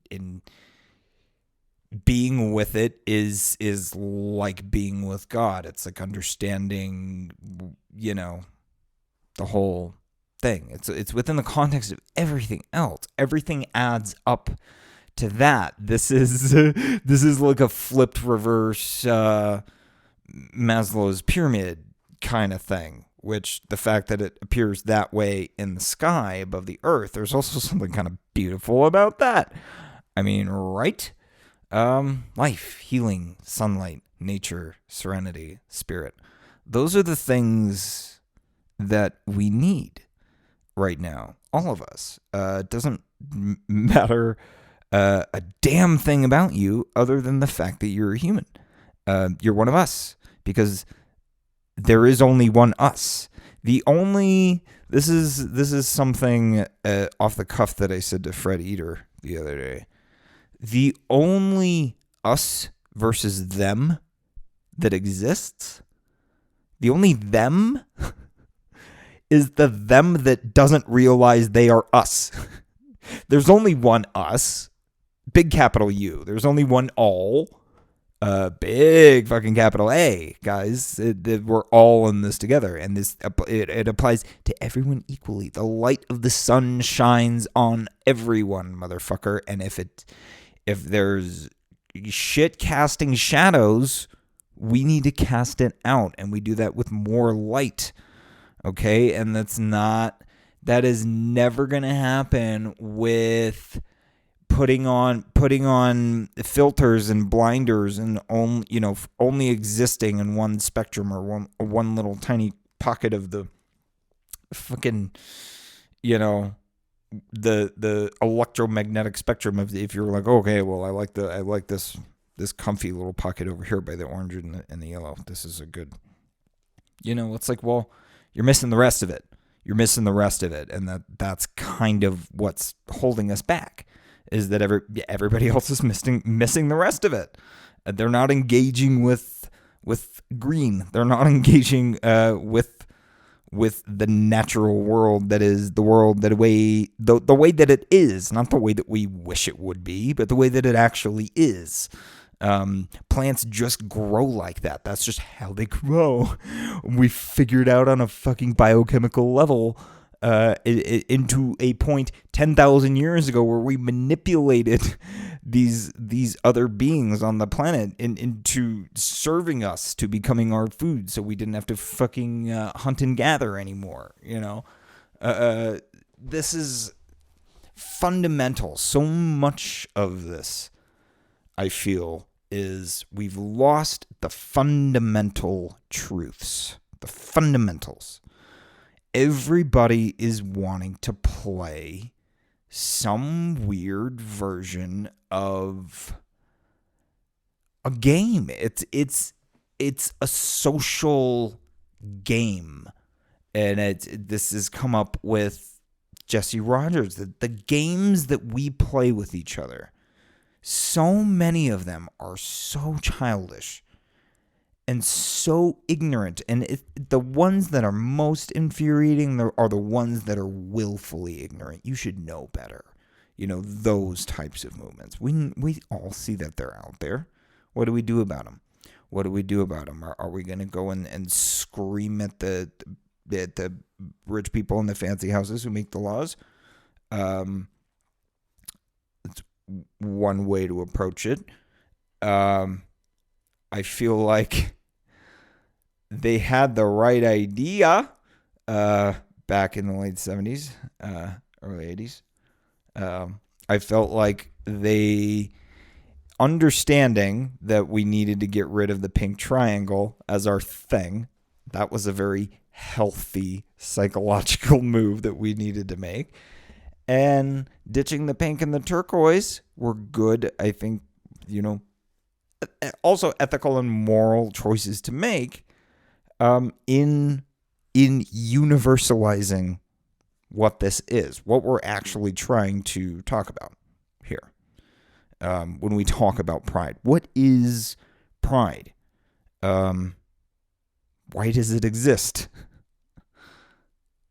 It exists because it's the civil rights movement. It came from the civil rights movement. And it was one of these things that was very much along the lines of Dr. King's vision. It was not about our skin colors, because we're all the same thing. We're all human.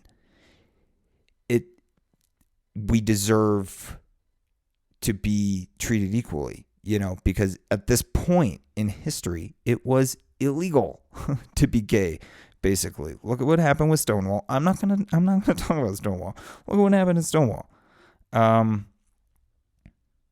There was a need for a peaceful, clear vision on a fundamental human rights level. There was a need for this movement. Okay, this was never about, oh, we're gays and we're being oppressed, we need protection. That is not what this is.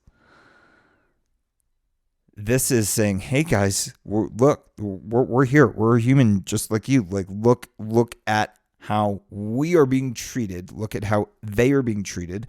Look at how you are being treated. On a systemic level, on a cultural level, which was way more than just, the laws that were in place. It's the people that made up the system. It's always been the people that make the whole thing up. This phenomenon crosses over every area like this. If you want to blame a system first, remember that system is made up of individual people, and all those people are also fucking human, just as human as you. They take a shit and yell at their fucking kids or their dog because they get pissed off, and they're probably gross, have some weird sexual hang-ups. It's just like that's what fucking humans are. But you see this tendency now to these revisionist historians who want to go back and say, that this is all about, that this movement was started by black trans women, therefore it's a black trans women movement, and we need to make that big and central. And this is another extremely problematic point for me to point out, but no, or I'm sorry, the term they use, trans women of color. Is that what I said? No, because it was started by black drag queens, gay men and black drag queens, gay men and black drag queens. Drag queens are a gay man thing. This was well before any modern thing. And this is kind of like these revisionist historians who go back to say oh, well, Cleopatra was a pharaoh. She broke gender norms. Stop. Okay. just stop there. But it was and of course we're also dealing with the same, during this period of time, we're also dealing with the same kind of systemic racist problem. Much worse than right now. By the comparison, I think if you want to really go back and weigh the stories, just complicated. The whole way out of this, guys, is unity. That was always what every pride parade was about. And you see the people protesting, oh, it's just a bunch of guys in leather, and it's, you know, it's drag queens and weirdos, and they're just, you know, and it's like, well, it's a colorful event. Prides are a colorful event. I've been to lots of prides, and they are colorful events. But it's not just for gay people or bisexual people or transgender people, or it's for everybody. This was a family event. Like San Diego Pride is one of the most family friendly goddamn events on earth, and it's fucking beautiful. It's like all families and churches and biker groups and like every last fucking corporate sponsor you can imagine now out there, like, hey, Sparklets Water, we're here for you. It's just like whatever. Fucking NASA was there. I missed that. I missed NASA going to fucking Pride for the first time. Am I remembering that correctly? I'm like 99% sure. Did NASA do Pride? I gotta Jamie myself, because I make this show by my fucking self now, guys. What's that? God, was that in 2016? They had a booth or something. It was either Pride or Comic-Con or both. It's because they happen around the same time now, and I haven't been to either in a long time. So I mean, I guess I got everything that I need to get in there. Remember that the civil rights movement is not an us-them movement. It's a human movement.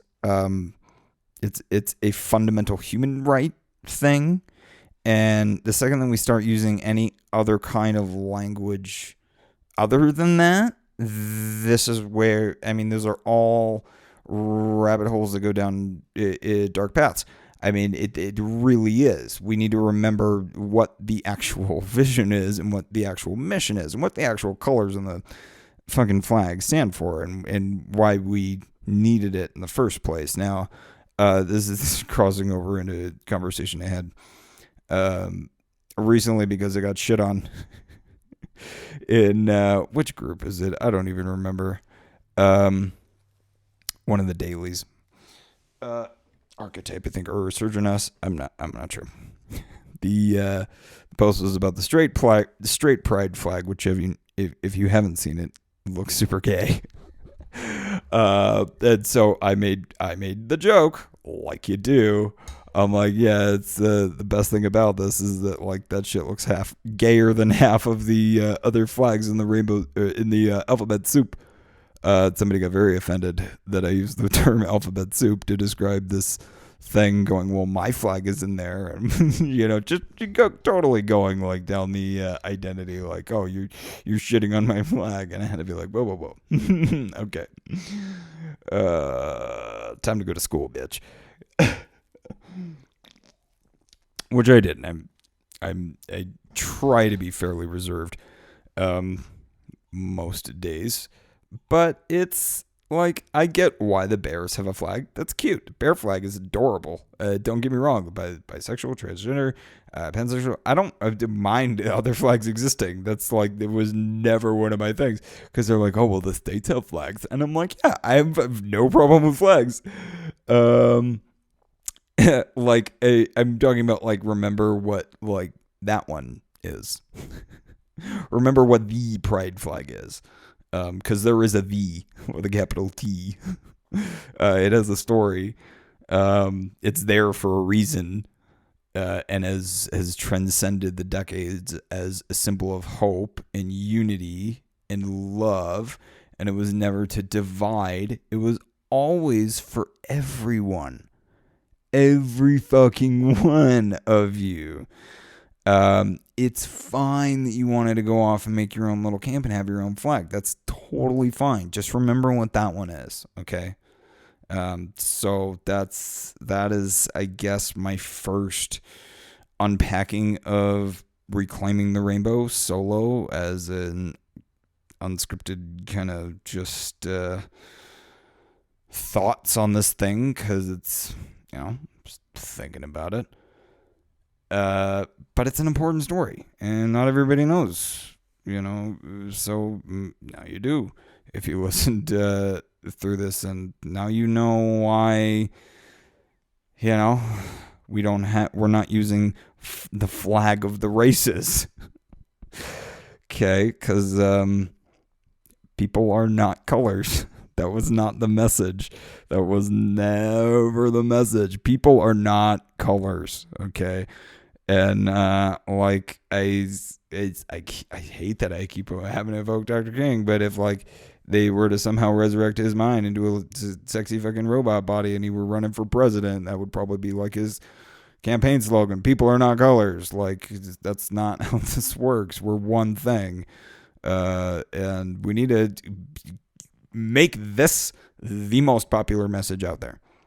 If there is anybody else out there saying something different, make this the louder message, because it's the winning one. It's the one that brought us to where we are, to where if I were to decide to marry a man, I could do that. I could conceivably go to a gay bar and not have to worry about the police busting in and cracking my head open with a billy club for being in a gay bar because it's not allowed. It's the reason why I don't have to live like that anymore. The fact, go back a couple decades, the fact that I'm so open about it, openly saying well, yeah, I'm gay because that's normal. It's a normal thing.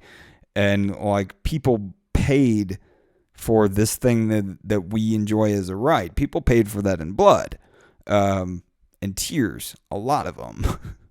This is a fundamental human rights thing, which is why the symbol's been adopted all over the world as the fundamental human rights liberation thing, because we're all one thing. It's all one thing. The rainbow is all one thing, you guys. If you want to make alts are great. Shit posters have plenty of alt accounts. That's I'm fine with alts. Okay, it's just the thing, the one. That's my thoughts for the day. Happy Pride Month, you guys. I love you.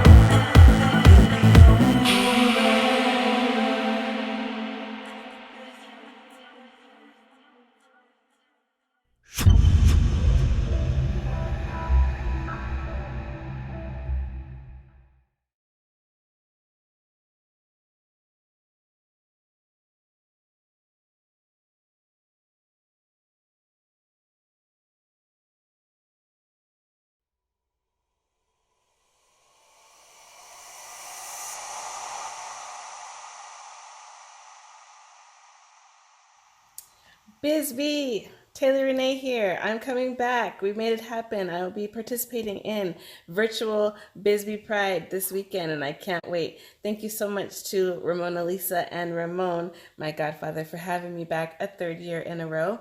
My sponsors are Tina Raby, Farmers Insurance and Painting. Thank you, thank you, thank you, thank you, thank you. I want to thank Logan Rasmussen, my videographer, as well as Gabby, my makeup artist, making me look fly. And so you know what? I'm coming back. I can't wait. Hope you enjoy it. And I also want to shout out Christina Hectus and her daughters for following me all year long. They're amazing. And Bisbee Bell and I have been keeping in touch via Instagram.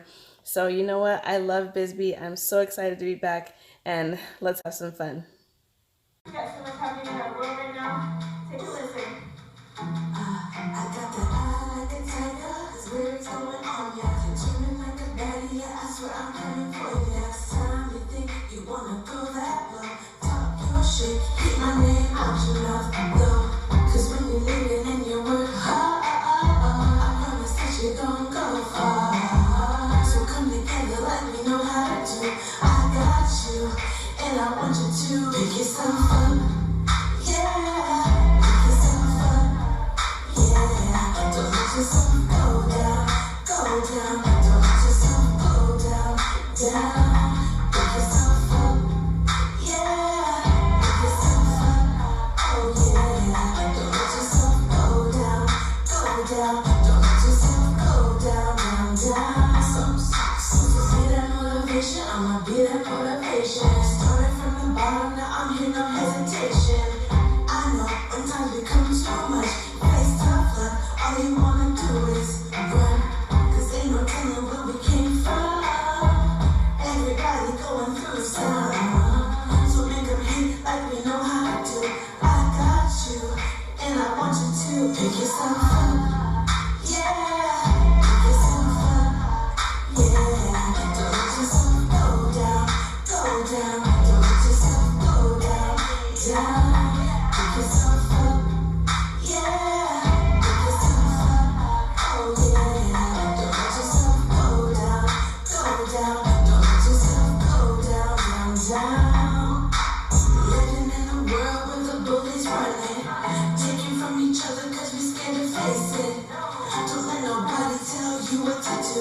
I got you, and I want you to pick yourself up, yeah. Pick yourself up, yeah. Don't let yourself go down, go down. Don't let yourself go down, down. Pick yourself up, yeah. Pick yourself up, oh yeah. Don't let yourself go down, go down. Don't let yourself go down, down, down.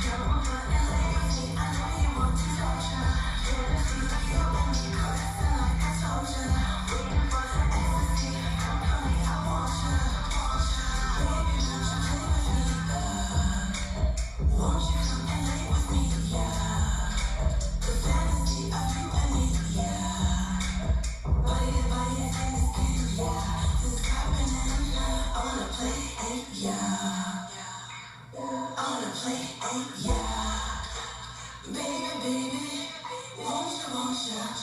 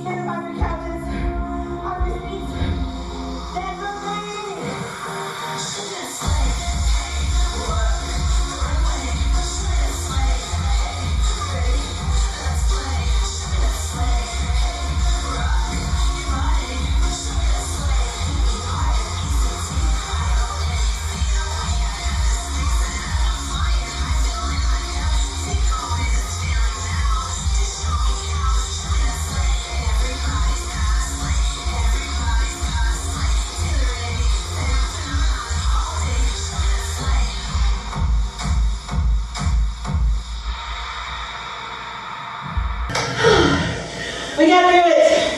Thank you so much, Bisbee Pride. Ramon Garcia, my godfather. I love you so much for always having me. 3 years in a row. This year is virtual, but we've found a way to make it happen. So I'm super grateful. I also want to thank the man behind the camera, Mr. Logan Rasmussen. We're going to be teaming up on a lot of projects. This is my team right here. Again, Taylor Renee. So grateful, so thankful. Enjoy your pride. Stay safe. Peace and blessings. Bye.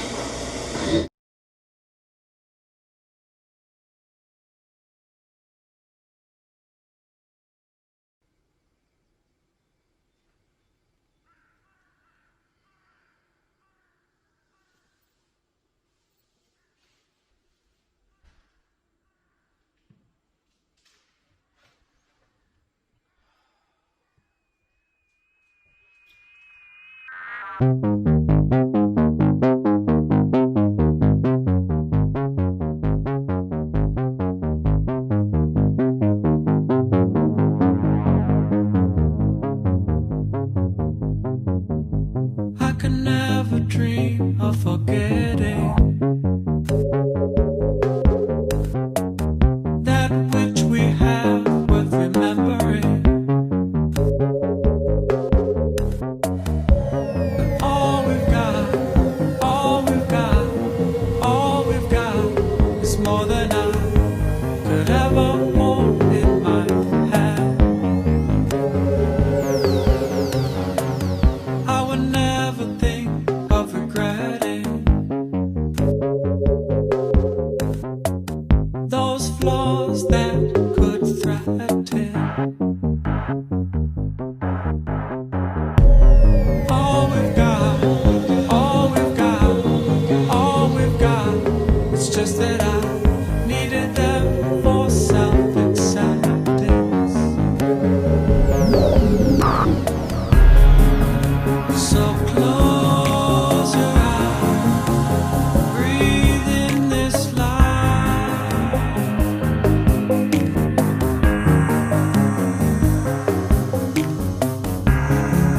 So close your eyes, breathe in this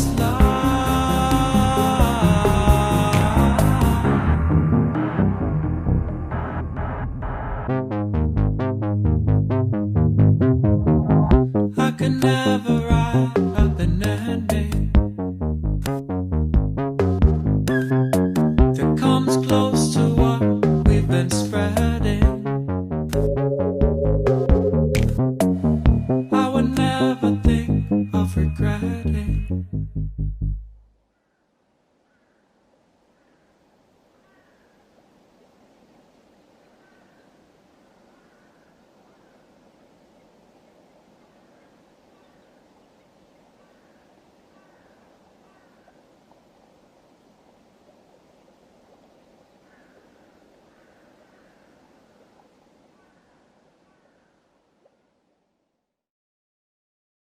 Good afternoon. This is Sister Barely Covered and Sister Dangly Things, and we are here with Bisbee's Virtual Pride, and we're talking with Mitzi from the Bisbee Breakfast Club.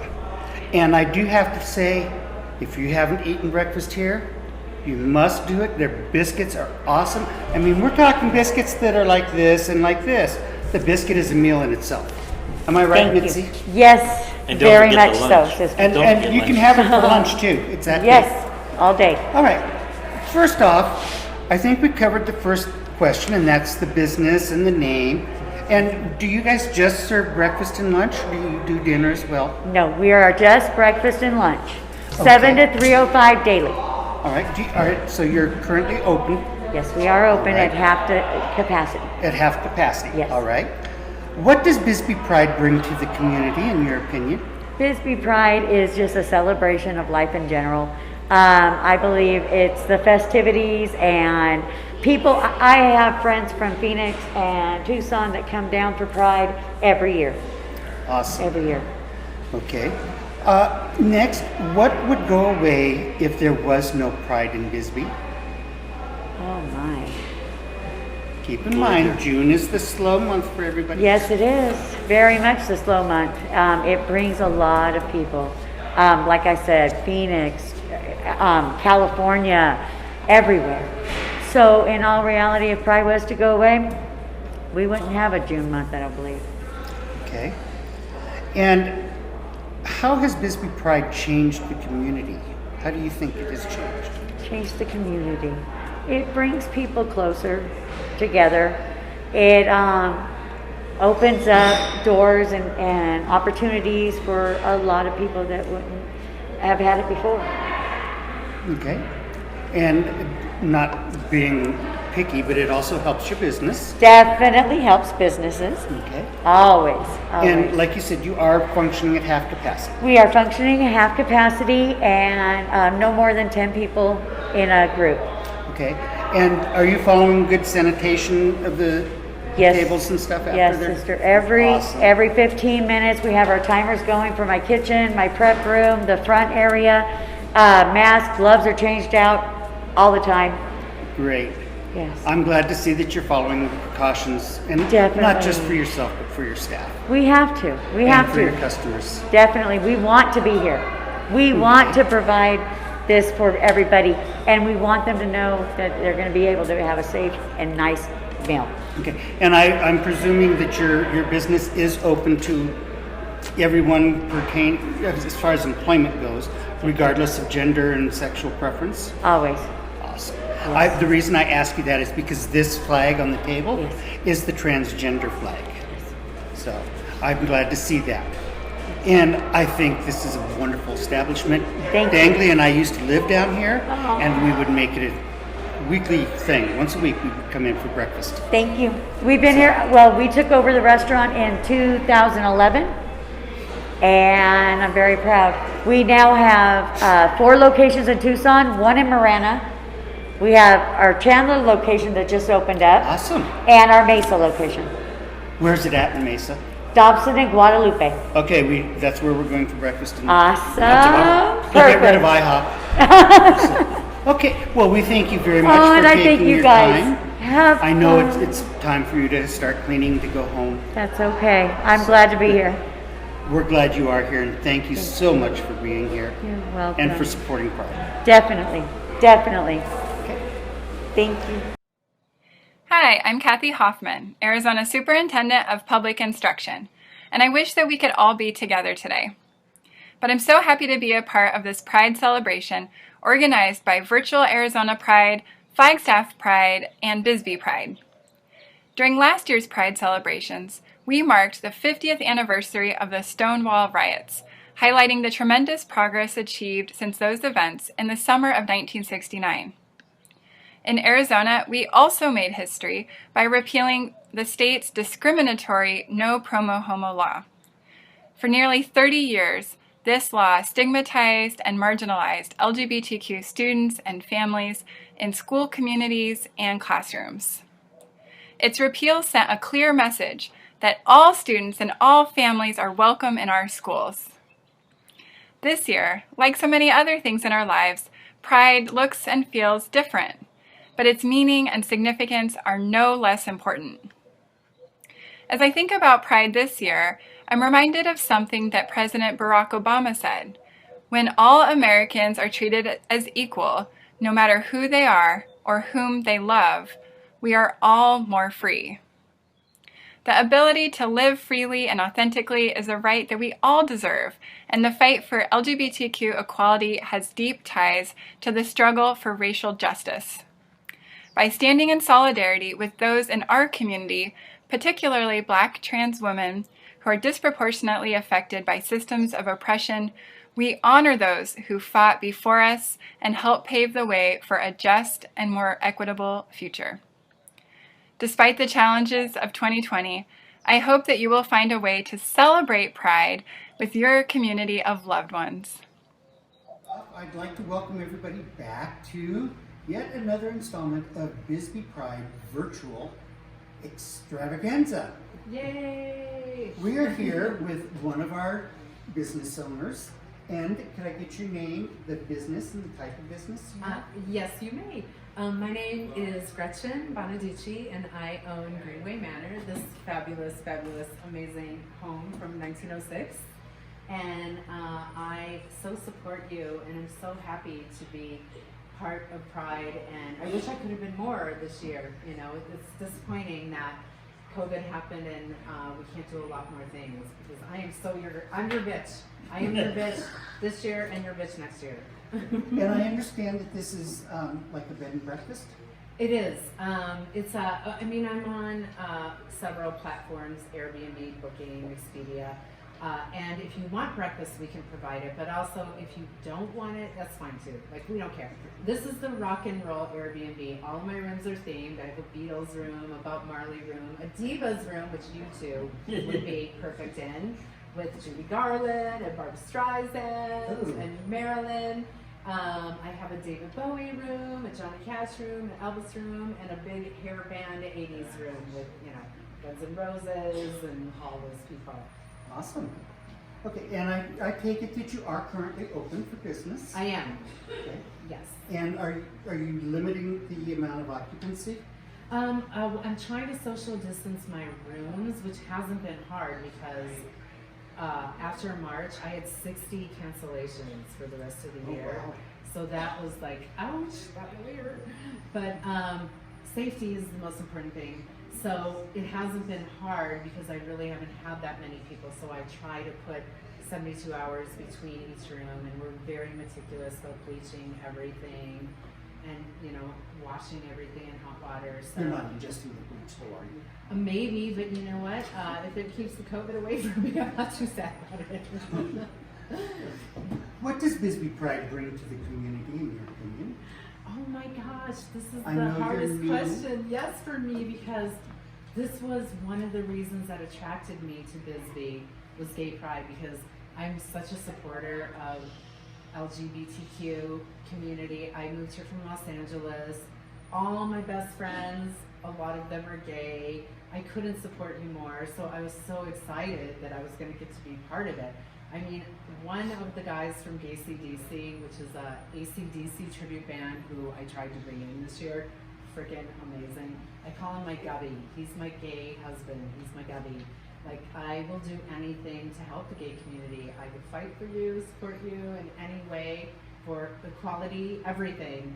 So I was excited that I was going to get to be part of it this year, and then it got shut down, and that was super sad. Well, we'll hopefully, God willing, we'll bring it back next year, or God is willing, take the pick. And we'll come back with a vengeance, so Bisbee better be prepared for us. Oh, we are. We are. Okay, what, in your feelings, what would go away if there was no Pride in Bisbee? Oh my gosh. Again, I haven't been through a Pride. I moved here right after Pride, like a couple of weeks, but I know the community depends on the tourism. It's like their biggest week here, that so many people come to celebrate here and eat in the restaurants and stay in the hotels and buy gay over-the-top things that we all love. Like the ghost hat tours. that I have. We mustn't forget the ghost tours. And the ghost tours. Yeah, so I think that this community is so supportive of it because you're so supportive of us, that you come here and spend money in the hotels and the restaurants and the all of the stores. And I know everyone's really so sad not to have you. I know that they do stickers in the windows for people who support Gay Pride, and they really try to point out to the community these people support us, which I think is important. If people come to Gay Pride and they're have a store or a restaurant and they're not supporting you, F them, don't go there. I want you guys to be supported while you're here, and I totally support you. Awesome. Okay, how has Bisbee changed the community for the better? I know this is hard. Yeah, it is, because I am new. But from what you have seen, it's just such an eclectic, lovely group of people. Everyone is pretty much really accepting, and it's just a great place to live. It's small. Like, I came from LA, and all you do is sit in traffic. Like half of your life is sitting in traffic. Who wants to do that? You know, it's so nice to move to a small community. I can get from my house to the other end of town in 10 minutes. I could get from my house to the grocery store 3 blocks away in 10 minutes in LA.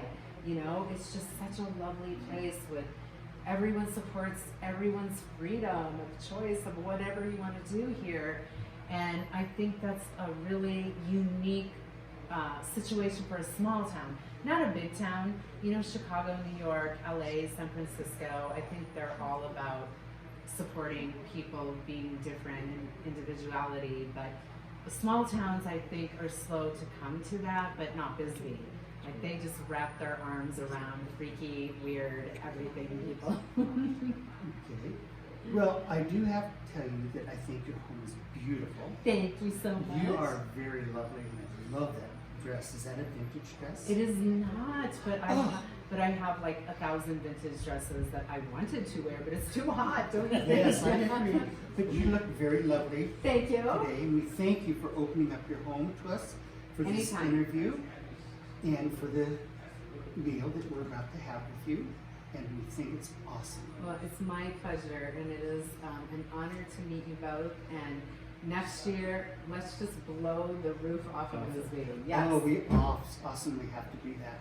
And then bring these two in to drive them nuts. We'll catch it on. Okay. So I would like to thank you very much on behalf of Bisbee Pride Committee. Dangley and I are honored that we were asked to come down and do these interviews and to take part in your first virtual Pride. Well, I am as well. Thank you for including me. Thank you. Thank you. Cheers! Oh, you're drinking Oh, water. I'm drinking water. booze.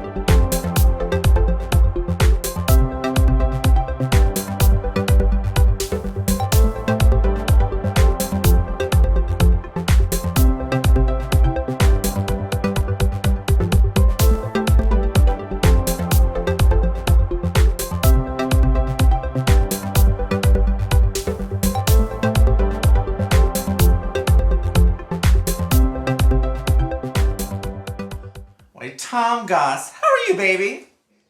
Not so good. Lance and I broke up. What happened? Just didn't find him attractive. What? Honey, he was cute. But don't you worry, girl. Banaka's got plenty of hot guys in her collection. I'll hook you up. Some people think they got it right. They tell me just what I will like. A tight waist, a smooth face, daily exfoliates. But they don't know me.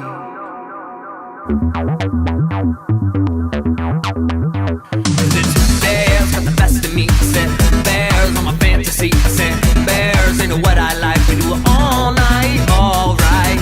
Bears that don't discriminate. I take a carbon chop to circumnavigate. Steal my heart and let it percolate all night, alright. I won't explain why it's what I like. And no, you can't take me out tonight. It takes some heft to rock this bed, and you ain't got none. Bears got the best of me. I said, bears on my fantasy. I said, bears ain't what I like. We do it all night, alright. Bears that don't discriminate. I take a carbon chop to circumnavigate. Steal my heart and let it percolate all night, alright. What I'm searching for is deeper. Trim away the fur and see it all. And see love.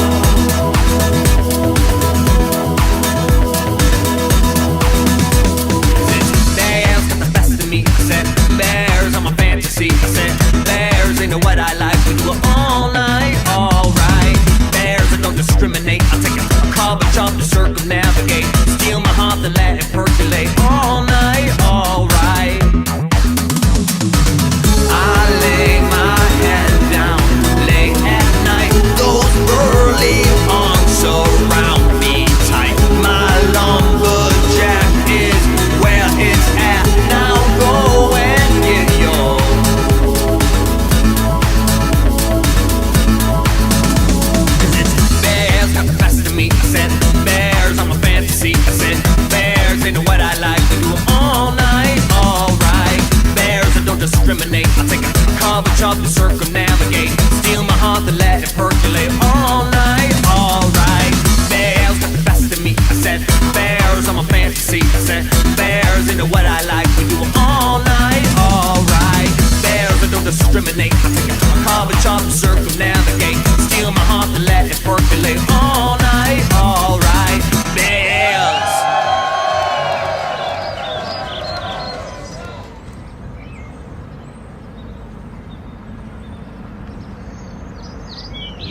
So you think you've heard snoring before, until you step into town and hear my Michael sleeping roar.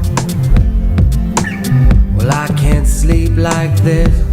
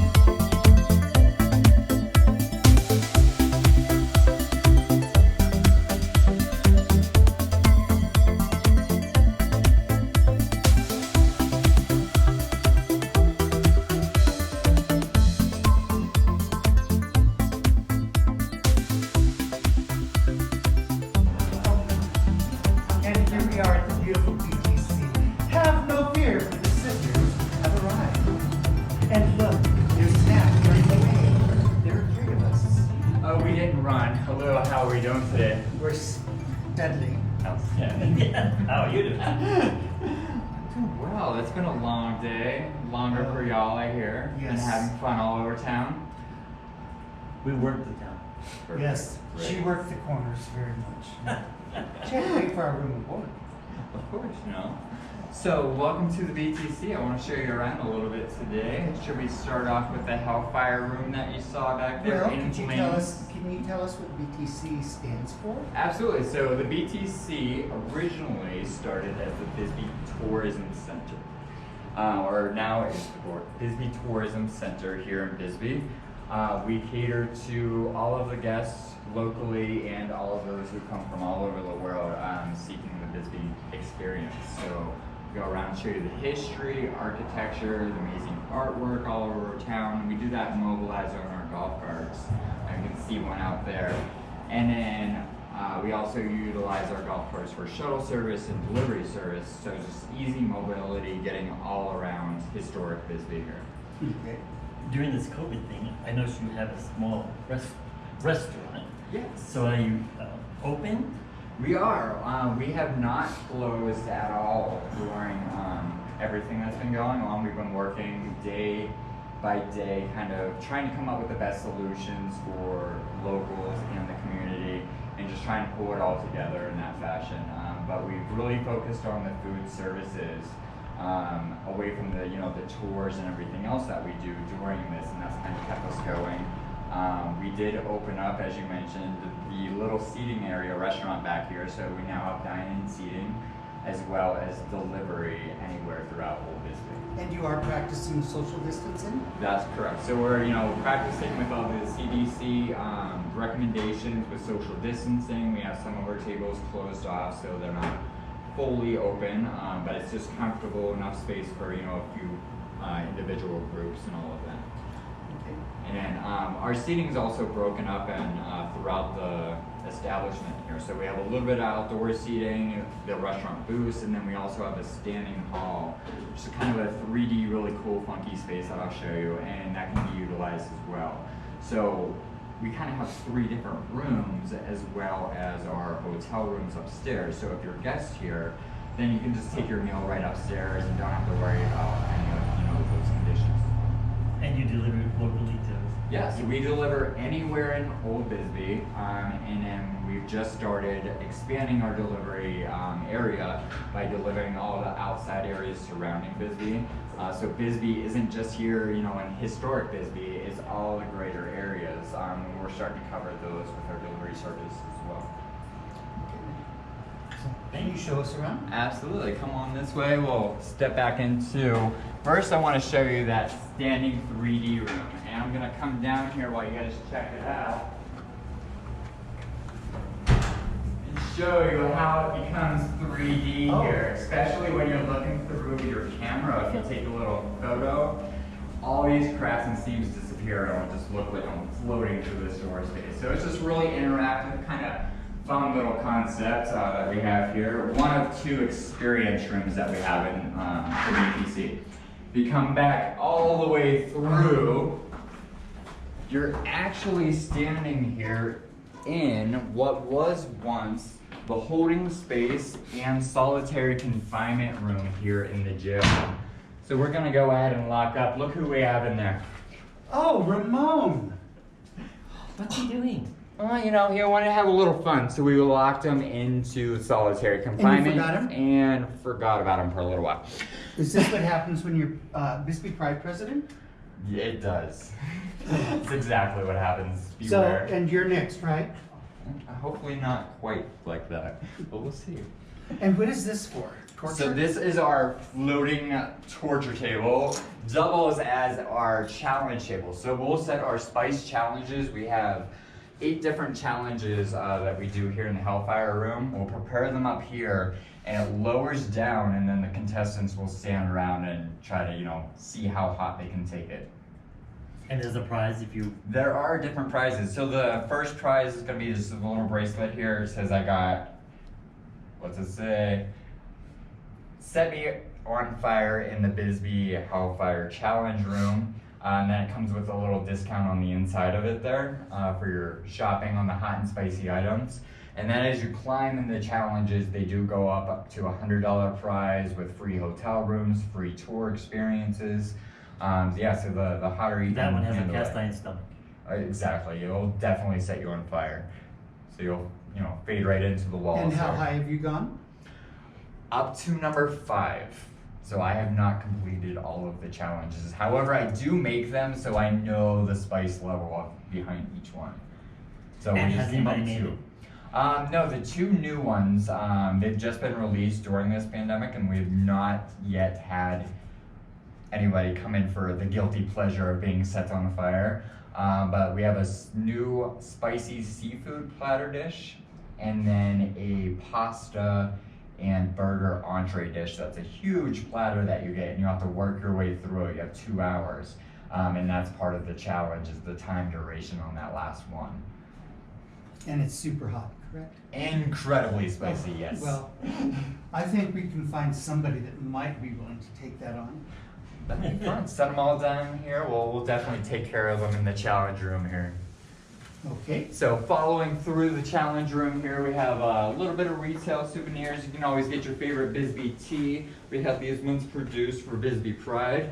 And then that follows in through the hot and spicy area, as well as our dining area. So And you make all? Yes, so we do all of the sauces, spices, condiments.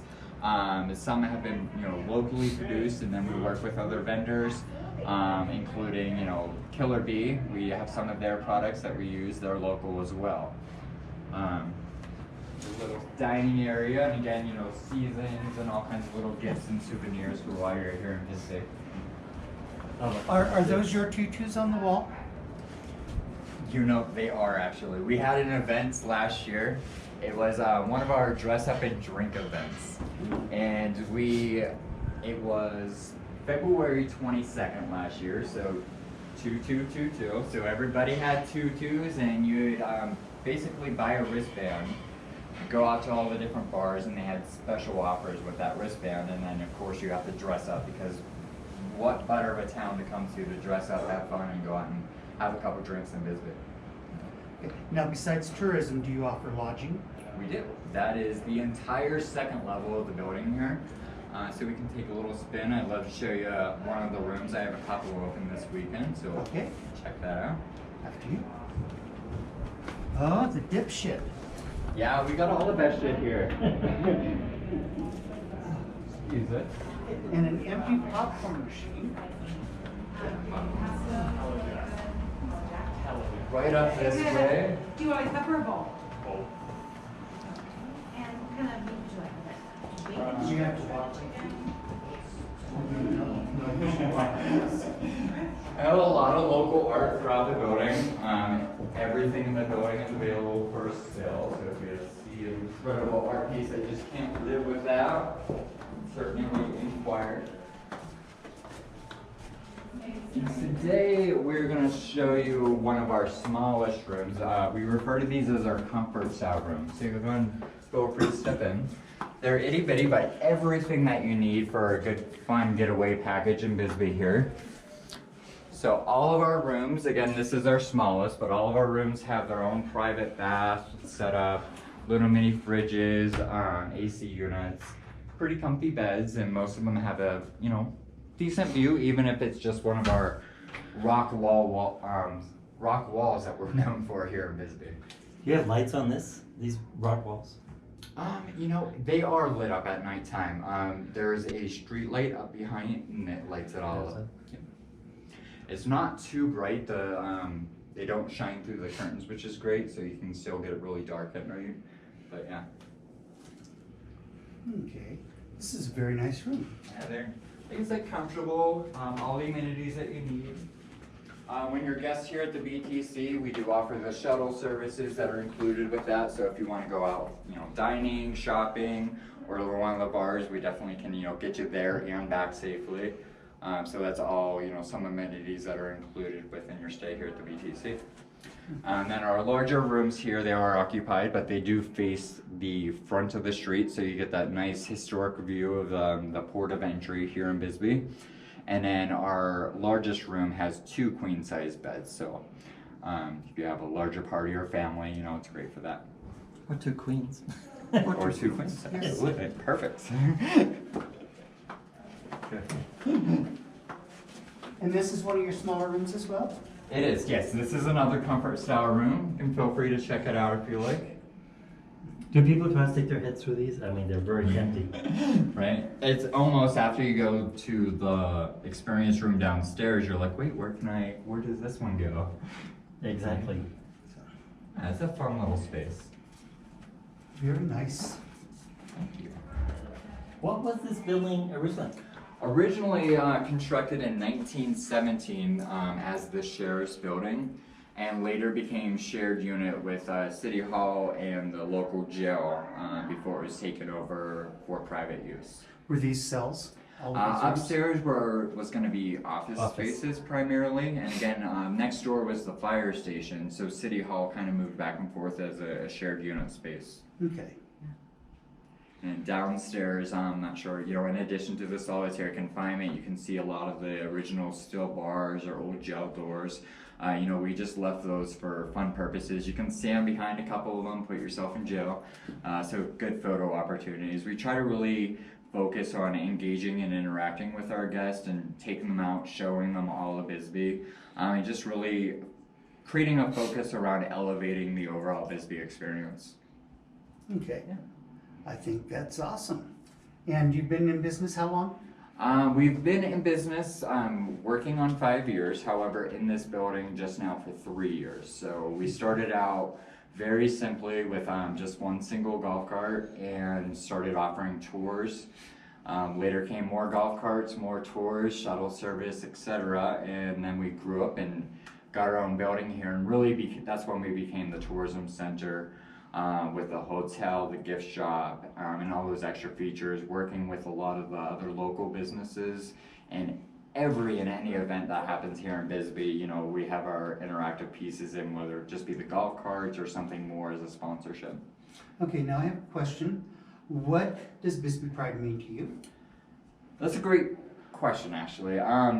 So to me personally, and to me as far as the business, you know, they're hand in hand, but a little separate. You know, when I started running the business and really being involved with a lot of events, Pride especially, I saw how much of a capture it is, not just to tourism, but how much, you know, it's supported by the locals. And Bisbee Pride is one of the events here that no matter what background you come from, you can get involved. There's something interesting for everybody. And it was one of the first times I go, wow, of course, Bisbee is far and laid back and everybody gets along and has a great time, but you really see that come out when everybody comes from all around, you know, for the Pride weekend here. So this year's, you know, been really interesting, you know, with the changes and all that. You see a lot of people still out interacting, you know, in different ways, and then, you know, other people are waiting for us to, you know, come to you live, you know, through mobile technology, so. Okay, if Bisbee was to not have Pride, what do you think the impact would be on the community? There's two sides to that. I think, again, you know, from both a local and tourism perspective, we have people coming and involving, and it's financially back to the city, you know, with people coming and spending money and just being involved and enjoying themselves. There's that whole side of it that's a little more, you know, the business financial side. Looking past that, I see it affecting Bisbee in a longer term, because without Pride and representation of that, again, like everybody knows Bisbee's that laid back, you know, kind of get along with everybody, be yourself. But if we don't have independent groups coming together to celebrate this and really show the meaning of why that's okay and why it's okay to be yourself and feel accepted like that, then I think that's what's gonna hurt and become a loss, you know, over time if per se there was not a Pride. Okay. So, any questions? Let's go downstairs where we have the AC on. It's a little bit cooler down there. Got windbreak. I love this mirror. Quit gawking at yourself. I look better now. And are these artists all local? Regionally, yes. So the pink one here would be a regional local, and then the black and gold one there. Oh, I just saw the person in. Yeah, it's really interesting, and depending on what perspective you see, you know, there's different angles that people will pull out and say, oh, I can see these individuals or these shapes. So it's a fun one to kind of zoom into. Yeah, a series of ladies there. And, you know, Monty Peyton is one of our main artists. He There's art all throughout the city here locally, but he also did both the experience rooms there, of course, as well. Hi, Joyfie. This is one of our hosts with the most, one of our drivers. She does the golf cart tours and shuttle service for us throughout town. Do they work in shifts? Yeah, we kind of spin. There's always somebody here. So we operate 7 days a week from 11 a.m. to midnight. We don't close our doors before midnight, and then on the weekends we don't close until the bars close. And then if it's that crazy and busy of a night, like Pride weekend, we'll definitely be out until 3, 4 in the morning, making sure people get back home safely, nobody's driving. That's one of the great things that we bring to the community is just the easeability to get around. It's a very hill with a lot of staircases, so just easy mobility around town. And to keep people from falling down those staircases. Exactly, especially when you had a couple too many to drink. And the altitude affects that too. It does, so we're a mile high in Bisbee, so a lot of people don't realize or prepare for that, so they get a little drunker quicker, or may have balance issues, or just get out of breath a little easier, especially if you're out hiking and things like that. Do you have any questions? Thank you for showing us. Can we ask Thanks this for young lady stopping a in. question? Yes, you may. Do you like working here? This is the best job ever. My boss is awesome. Oh, no bias And we've there. got one hell of a team to accommodate everybody's needs. Each other's got each other's backs. It's a really good place. Awesome. Thank you very much. No problem. Thank you for showing us around. You're very welcome. And thank you for allowing us to use your golf carts today. Anytime. Y'all can come back and party Jared is anytime. awesome. I heard, and he was so ecstatic to be able to participate and be there with y'all today. You don't even know how much it meant to him. Well, he did tell us he wanted a picture with the two of us. We didn't get that, so we need to get him. Well, we will have him. So get him to come back real quick because we want to get out of this and relax. Sounds good. I'll make the call. Okay, thank you. No problem. Well, I would like to thank everybody that has been with us today for Bisbee Virtual Pride for the first ever. It was awesome experience. We've met a lot of wonderful people and very interesting people in the process. There are several though that we would like to thank at this time. So for that, I will turn it over to Sister Dangley. We'd like to thank Bisbee Breakfast Club, Bisbee Good Cakes, Bisbee Hospitality Group, Bisbee Vapor Solutions, BTC/Bisbee Hot and Spicy, Chuckleheads, Finders Keepers, Joe's Consignment, Mel's Bisbee Bodega, Old Bisbee Brewing Company, Printing, etc., Patisserie Jockey, all their good pastries, Redbone Bisbee Vintage, the Greenway Manor, which we are sitting in right now, Tina Reddy Farmers Insurance, and Top of the Mountain Airbnb. Okay, so with that being said, I would also like to thank our lovely photography crew that has very diligently followed us all over the community today in this wonderful warm weather. So they're just as listening as we are. And we would like to thank everybody for coming. Stay tuned for more details and information on the Bisbee Pride webpage or Bisbee Pride Facebook page. And stay tuned for who's the DJ that's coming? I forgot. Ramon? Who's the DJ? Who's the DJ? I had a brain cramp. DJ Rebel. Oh, DJ Rebel. And he's going to play some music for us for a while. Thank you all. And please, if COVID-19 goes away, come have Pride in Bisbee next year over Father's Day weekend. Trust me, the sisters will be here. Thank you. Bye. Thanks, bye. Perfect.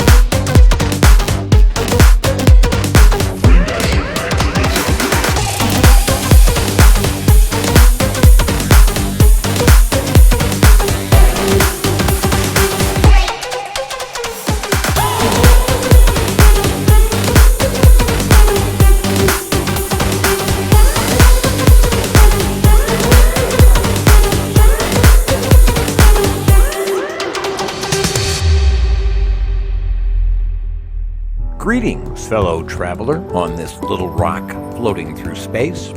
I'm Fred from Fred's Front Porch Podcast.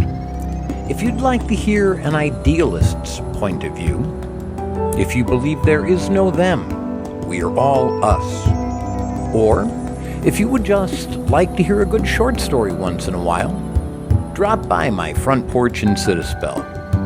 We're a small but hopeful community, changing the world one idea in one mind at a time.